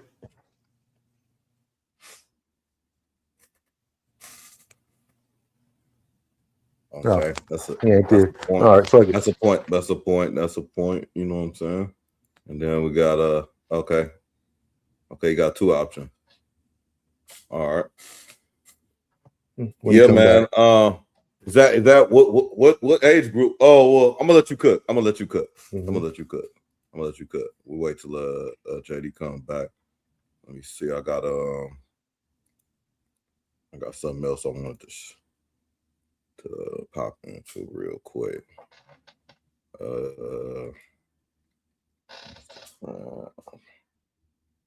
Yeah, that's some interesting content. Man. McGlover, you ready? You ready? Brothers, listen. Eat healthy. Drink water. Drink real fruit juice. Be healthy. Because this erectile dysfunction shit y'all got going on, I own several businesses on major streets. And when I tell you the amount of fucking empty honey packs that get blown up into my lots is fucking ridiculous. Fellas, that shit will give you a heart attack.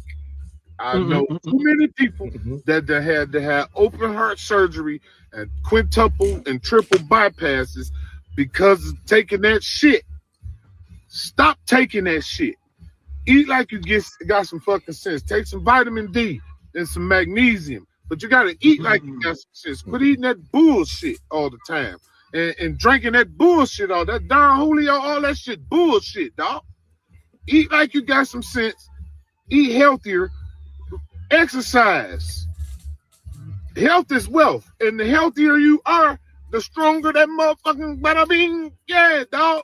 Come on now, dog. Y'all gonna keep killing yourself fucking with that. You think them fucking people that make that shit? Why you only see that shit in the ghetto? Brothers, listen. Trick. Shout out Trick, man. I think he just want to keep his lots clean. I don't think he give a fuck about any packs and shit. You always sweeping them motherfuckers out his lots. Stone, you there? Yeah, I'm here. I was trying to reply to G. I said, yeah, that was a date. Oh, okay. My bad. We didn't hear you. Hold on. All right, I'll bring it back up. Oh shit. Let me remove this. Okay. Yeah, JD, that's the one you was talking about. Yeah, that's 58, Stone. Just so you know. Okay. But I mean, that's an anomaly, man. Who is this? A non-celebrity. Okay, cool. That's a good example. It's like you just go get LeBron James and. No. You know what I'm saying? I'm showing. She actually is low key celebrity though. She be on the Country Wine skits and shit, or she was like early on. I'm saying I've seen her somewhere. Yeah. But I'm just showing the caliber of the 50 plus. Shout out to her, yeah. That's a nice young lady, man. 50 something. That's great. Okay, and then damn, that's two spectrums of the rainbow right there. Two sides of the rainbow, I guess. Same age? Yep, 58. She keeping it up. It's a different look. It still looks nice, you know. So what's the question here? No, I was just showing two different angles. You know what I'm saying? Of the same one. But it really be, man. A lot of times it be how well are they taking care of their hygiene, their skin. You know what I'm saying? Their hair, that biotin. You know what I'm saying? That vitamin E. You know what I'm saying? And how much water they putting in their system. They eat their veggies, their fruits. How much are they really taking care of themselves? Are they staying active? You know what I'm saying? Shit like that. Cause like genetics. She killing a lot of women in their 40s. You know what I'm saying? Possibly. You know what I'm saying? So, you know, it's just, you know, something to examine, man. But yeah, my point was just basically, you know, shit, I ain't counting them out. You know what I'm saying? I go up to like 55 though. Yeah, I wouldn't even. Is it fair to say some people like Taco Vodka, some people like Absolute? Is it the same thing?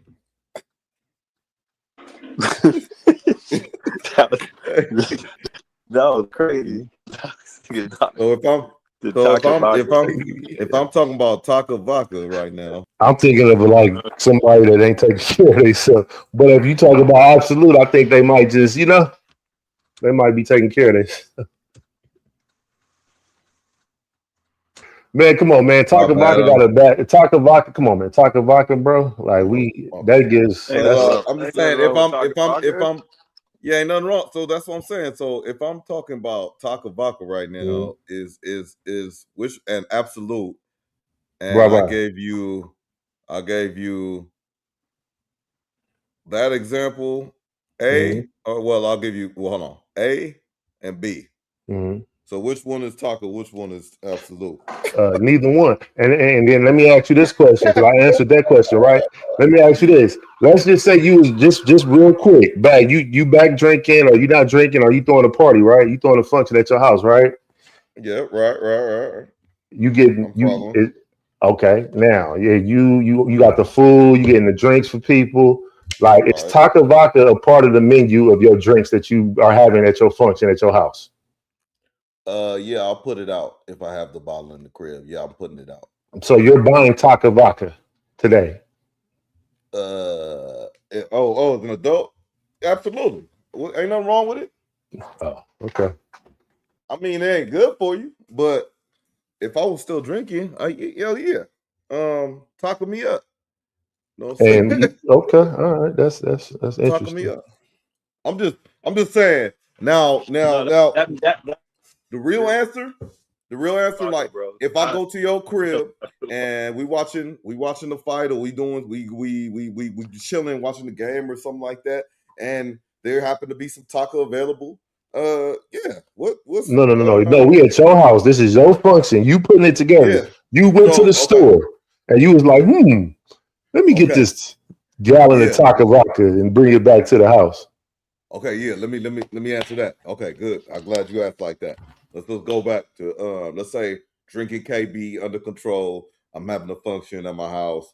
This is what I'm thinking. In 2026. 2026. I'm going in. I'm like, okay, people gonna bring their own stuff. If they gonna bring their tree, they gonna bring their little drink. People gonna bring stuff. So, but I want a little something there. So me, I'm gonna get some kind of beer. If not a Corona, but maybe like a Modelo or something like that. So a case of those. So you could have those nice, offer those to people as they come in. You got the no offense, but you got the ladies or the softer drinkers. They like kind of like margaritas and cut waters, things like that. I don't know. What's the other one? Simply, Trulies, all that type of stuff. Get a little case of those. Have those in the cut. Now the hard liquor, I'm gonna get whatever I want. You know what I'm saying? Might go if I'm at the liquor store, I might get a pint of it, half pint, or something for my personal myself. Or if I say I want to drink this, let me just get a fifth of this. Now I'll say, let me get a gin pop bottle. Okay, gin pop bottle's kind of more in the mid-range. Might be some Crown, might be some whatever it is. I don't know. Trying to think of some, like, I don't know, some Patron or something like in the mid-range. Maybe some Hennessy. I don't know. Just maybe something you just put out there for some for people to drink. You know, tip on if they want to. Everybody going like modest, and then some people don't care. They'll just pick the whole bottle up and walk around with it. So that's the gin pop bottle. And then while I'm getting the gin pop bottle, I might look over and taco might be on sale for $5.99 for the liter. I was like, shit. He saying he lying. He did that whole lying. He not buying no taco, bro. I said, God damn, $5.99. I was like, what if we run out of alcohol? I was like, this shit, yeah, this shit might go. I think that's fair. That's a fair assessment of something I would do. $5.99 liter. Throw that motherfucker in there. You know what I'm saying? See how many people drink it. They not $5.99 for the liters though. They like $11.99, $12.99. I can't pass that up. Yeah. It's at the parties, JD. It's at the party. Man, that's cap, bro. Hey, I'm gonna call cap. This how I'm gonna call cap though. I'm gonna just say cap, bro. That's low ball cap. I'm sorry. I don't believe that. But I would see it if you was to say like, this is what I thought you was gonna say. Something like, you know, got some Casamigos. You know, got woo woo. I got the mid-tier bottle. You know what I mean? Yeah. Then I got the taco vodka in the back. As soon as the Casamigo runs out, I go fill it up with the taco. You know what I'm saying? Put it back on the table. You know what I'm saying? Like shit like that. Like, or like, you know, like finessing or some shit. That's what I thought you was gonna say. To be honest, you know what I'm saying? Well, we talking about 2026. You talking about that's some 2010, maybe earlier, some shit like that. Man. I said like way earlier, like Correct. maybe early 2000. I just don't see myself purchasing Takabaka in 2026. Yeah, I mean, I definitely ain't getting it, but I could see Yeah, myself I'm getting not it. buying no Takabaka unless I'm making like some jungle juice or something. Right. Here this thing. Right. No, that's What Doc talking about. He waters Cap and is all talking this about he shit. buying Takabaka. Ain't Four nobody. Locos. I'm about to go to the store and get some Takabaka. That's kind of what JD's saying. Like, if you ever about to say, I'm about to have a party, let me go get some Takabaka. No, that's not happening.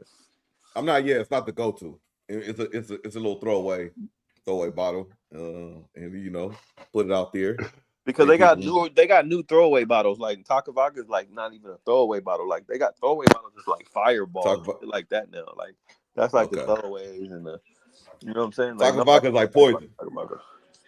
It's more poison. You're more like an insult if you buy this shit and then put it out. Okay. Let me ask you a question. So even when I was drinking, I didn't really fuck with tequila like that. I would if it's available. If that's like doing tequila shots or something. I'm not really a big tequila dude. You know, not opposed to it. I question though, this Casamigos, right? What's the like average ticket? What's the one everybody usually drink, or does it depend? Everybody has a different one. Like y'all all drink like, is it something about everybody drink Blanco or everybody drink whatever? Was it Reposado or something? I don't know what the fucking names are, bro. I know it's Dark Light and some kind of premium shit. Am I barking up the right tree? Am I talking? Yeah, my boy put me up on a while back. Shout out to the homie. But for me, I ain't really been on Casamigos, bro. But you got Blanco, you got Reposado, and then you got Anejo. Anejo usually is the smoothest, you know what I'm saying? I was fucking with that E Caliente, you know what I'm saying, which is that E40 tequila, you know what I'm saying, the Anejo, you know what I'm saying? Oh, okay. Yeah, that shit was dope, but I don't even be really. But yeah, that's the average ticket usually on those though, like the Reposado. Like how much is like average? Like right now, I think I could see a Hennessy bottle. Like I could probably see one for like $36, and then I could see one for like 40 something bucks or something like that. But how much is a like Reposado going for now? Right? Reposado probably like around the 40, 50 maybe. You know what I'm saying? 450, no. And Anejo will be a little bit more than that. You know what I'm saying? Blanco will be a little bit less. Okay, Blanco's the cheapest then. I believe Blanco is one of the cheaper ones. For everybody in the room, I mean everybody that's on right now, even they all even get drunk, bro. They all get drunk. I bet they do. People gotta start. You paying for the name.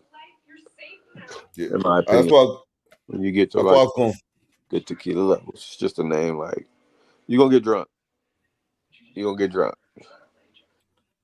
I guess a question I would have, bro, is for y'all on the panel and in the chat, man. What's the taka of tequila? Is there a taka of tequila? Jose Cuervo. Now it's probably Jose Cuervo. Hmm. But there's some shit under that too, though. I mean, think. Yeah, what was it before Cuervo? Because Cuervo used to be like top of the line wine. But then also it go with the taste too. Like if you get a McAllen, you know what I'm saying? Then if you get like the aged McAllen, you know what I'm saying? Like that, you know, it's a different type of taste. And I'm not talking about mixing none of this stuff. I'm talking about purely consuming it, you know what I'm saying? Whether you consume it neat, whether you consume it on the rocks, you know what I'm saying? But I'm talking about a pure taste, you know what I'm saying? The Anejo's a lot smoother to me than the other ones, you know what I'm saying? Just like the cognac that Shannon Sharp has. I forgot the name of it, but that one really is pretty smooth.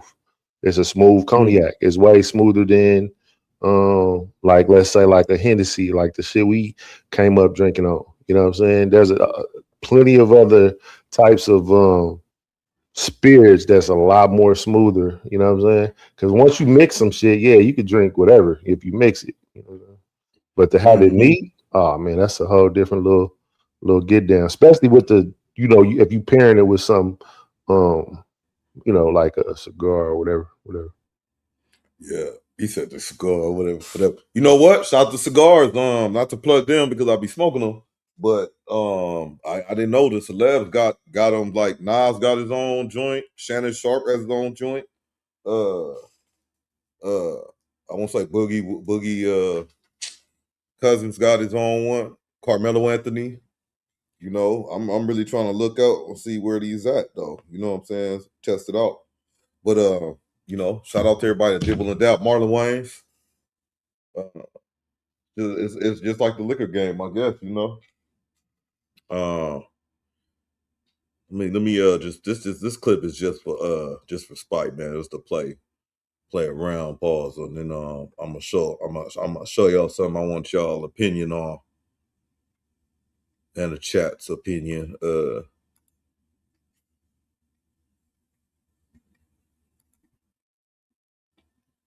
Oh shit, hold on.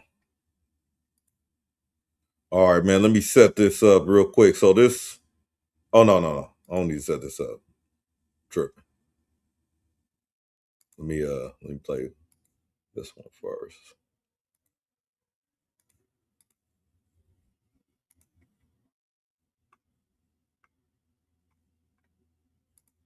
Would you want someone like your father or similar to the traits that he has? I just want to they're gonna ask this question, but I just want to ask y'all at the end, like, see if y'all if what y'all answer to this question will be. But anyway, Not exactly like my father, no. Exactly. Well, similar as far. Would your? I don't want to be too, but Break it down. Huh? Break it down. Wouldn't want the man that you date to have traits as your father? Of like provider wise, yes, but I'm gonna say this: my dad's Jamaican, and I'm gonna leave it at that. If you big up your blood clot father, big up your father. Jamaican men are Rolling Stones. So, but as provider wise, my dad is top tier. But I would not want a man. You're saying so you would want him, of course, to have traits as far as protecting and providing, because that's what. Right. So why do you find it funny if I would want you to have traits like my mother? Because you're going to be looking for that in me, and in that standard, you're going to be looking for in every. Better because you want a man to remind you of protecting and providing, and I want you to remind me of my mother that cooks, cleans, and turns a house into a. Same exact thing. There is no difference. There is none that's better, and it is the same. And I mean that. I mean, you are looking for traits from a man that would protect and provide as your father would. Y'all looking for black women that would do anything for you under any circumstance. That's what y'all want from us. You want black men to pay for anything under any circumstance. You don't cook, you burnt the chicken, pay the bill. You didn't give me no last night, pay the bill. You was too tired to suck, pay the bill. It's cool when you do it, it's a problem when I do it. Even trying to tell you guys at this point. It's just the fact that I've learned. all right. So my question will be to the chat and the panel, man. Do y'all, if y'all were searching for somebody, do y'all want somebody like with the same traits as your mom or your pops? I mean, it might be an obvious question, but I know everybody pops and moms is different. You know what I'm saying? In a general sense, do you want somebody that's like your mother or like your dad for the ladies or whatever? You know what I'm saying? Or whatever, vice versa. No, I'm cool. Respect and understood. You know what I'm saying? Motherly attributes, it's all right, but at the same time, man, not like her. Oh, we talk about whores a lot on here. Can whores have motherly attributes? Sure. Really? Yeah, because they whores. Yeah, for sure. Really? Okay. Some whores be all right, pretty decent mothers. Yep. Okay. Shame on me. What about you, JD? Yeah, Doc, Man. you say whore is like whore is a bad thing. We gotta. Oh no. Yeah, I did. We gotta, you know, and I you did, but because you're a whore, you can't be a good mom. Like that's not. Yeah, that's two different things. You could be a good whore and a good mom, or you could be a bad whore and a good mom, or you could be a bad whore and a bad mom. shout out to whores, man. You're right. Shout out to moms too. Mother's Day coming up. You know what I'm saying? That's hilarious. Shout out to regular people and the good people. You looking for mothers out there, JD, in your hypothetical alleged Yeah, situation? man. I like what old boy said at the end. You know what I'm saying? Like, you know, they I forgot how you put it, but yeah, they definitely look anyway. But to answer the question, certain elements only, you know, not all at all. I would love to find one that has that unconditional love. You know what I'm saying? Like that trait. Outside of that trait, nah, I'm cool pretty much. I'm cool. I don't really want no other trait. You know what I'm saying? So respect it. All right, man. I'm gonna play this. If I'm gonna set the scenario though, I'm not gonna play it all the way through, but it's a YouTube video. Warning, you know, might be a little corny, might be a little shocking to people. I don't know. But I was watching it, made me think of a question like that could be formed for the chat and the panel. So basically, this is a couple that was getting married. So they already did the engagement. I don't know if they talked about everything, but we'll get to that. But they did the engagement, all this other stuff. Pretty much this is gonna be up to their wedding day. But that's as much as I could probably say without fucking up the scenery. Let me see. Hold on though. Let me run the video.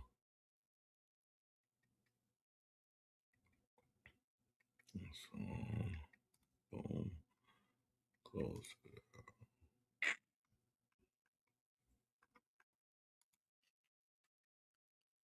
Everything just kind of like shut off. I gave up. Like I was like, no, there's no point to anything. Like I'm done. If that makes sense, I'm just done. Caitlin Palmieri is putting her life back together after learning her ex-fiance wasn't who she thought he was. So we met on a dating app. I was living in Astoria in Queens and he was living in Manhattan. He proposed December 2019. So much fun, like just so charismatic, funny. The thing that I would say I loved most about him was just he made everyone feel super comfortable. He had this like very loud, like funny laugh. I was super attracted to that confidence and sense of humor.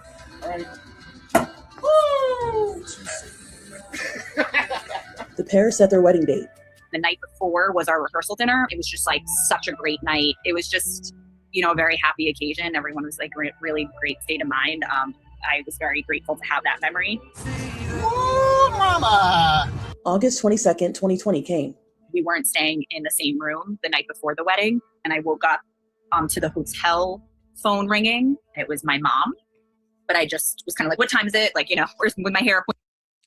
Hey, rest in peace, so I do. Bub it up. Hey, y'all care if y'all ever get married? Y'all care if y'all staying in the same room or y'all even if y'all been living with the motherfucker like years, y'all staying in different rooms and all that? Old fashioned.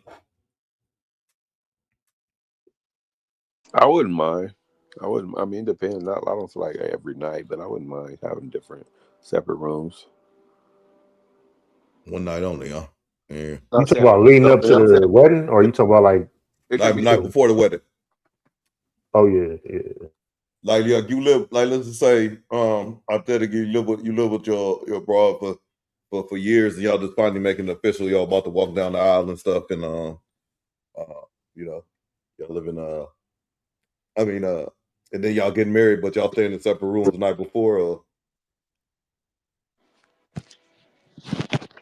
Yeah. It might be her request, and why not? You know what I'm saying? It's always the woman's request. They control all this shit. Anyway, move on. Appointment, like, am I late? And I just remember her saying, like, you have to come down to the lobby. Something was up, did not sound right. I was just like, why? And she was like, just please come down to the lobby. And I was like, what is going on? She's like, you just need to come down. And I was like, absolutely not until you tell me what's going on. I just knew something was wrong. I know my mom well enough. And then I just said, I'm not doing anything until you tell me what's going on. And she said, Eric died in the middle of the night. And I literally can explain it as like floating outside my body. Like I watch it like a movie. And I tell my friend, they can't. Yeah, what's his name? Eric? Whatever his name is. Rest in peace, man. Process it. I think I'm like on the ground. And like the next few things are just kind of snapshots. And my parents and my sister and my best friend who, obviously in the wedding party, they're at my door. And I'm just looking at my sister, kind of like, explain it to me, I just like broke down. The next few days continue in quite a blur. I have certain memories that stand out to me. But yeah, that was the morning of the wedding. Eric died of a heart attack. He was 33 years old. Leading up, he actually wasn't feeling great. He was complaining of some, like, he always had heartburn. They gave him like a steroid like a few days before the wedding, like just to kind of like, because he was saying he was in a lot of pain and I'm getting married and want to be able to enjoy it. Like, it was really uncomfortable. He was a healthy 33 young man with no medical history. Caitlin's grieving began. I gave up. Like, I was like, there's no point to anything. Like, I'm done. It took all of the wind out of me. I could barely be on my feet for a very long. I mean, it was like I had no control over my physical being. I was sick, obviously, so sick to my stomach. I couldn't, if I wasn't crying, I was sleeping or I was in some kind of like shock of some sort. Sometimes I would just have to like get up and walk to do something with my body, but it was like a shell of myself. Like I was so deflated. I was so deflated. Family helped Caitlin navigate her new reality. It's not like I was sitting there being like, okay, I want to kill myself, but I couldn't think past that. I didn't see a way past it. And so I didn't know how to describe it, but like, it felt impossible. I realized like, I have to tell somebody what's going on inside my head. My mom's with me. And I said like, I'm so sorry, but like, you have to help me like end it. Cause I can't do this. Like, I promise you, there's just no way I can do this. And she said the best thing ever. She said, okay, we'll figure that out tomorrow. And it was all I needed to hear. I think I just needed that validation that like I was heard, that it was an option, kind of like, because I had no options at that point. So it was just like a little bit of a sense of control back that I had felt like I had completely lost. I had a conversation with my sister and I'm like, you're going to have to tell me what I'm doing here, because, it was like every hour I'd have a rush of like, no, this didn't really happen. What was really cool about my family and friends, they were so real with me. They found it normal that I couldn't get out of bed in the morning. They found it, I wasn't left alone for more, than a few minutes at a time for weeks following. They just rotated, but just allowed me to be in it. But it was like I was a raw. Yeah, I know. Media helped her connect with others. It's such an incredible community, of people who go just so confused. So I reach out to her and I'm like, I'm just confused. Like, did you like? Oh, there it is, right here. Happy birthday to and it was his last name. And then the response was like hearts. Just something is not computing, because I'm like, is that a coincidence? This is happening really quickly.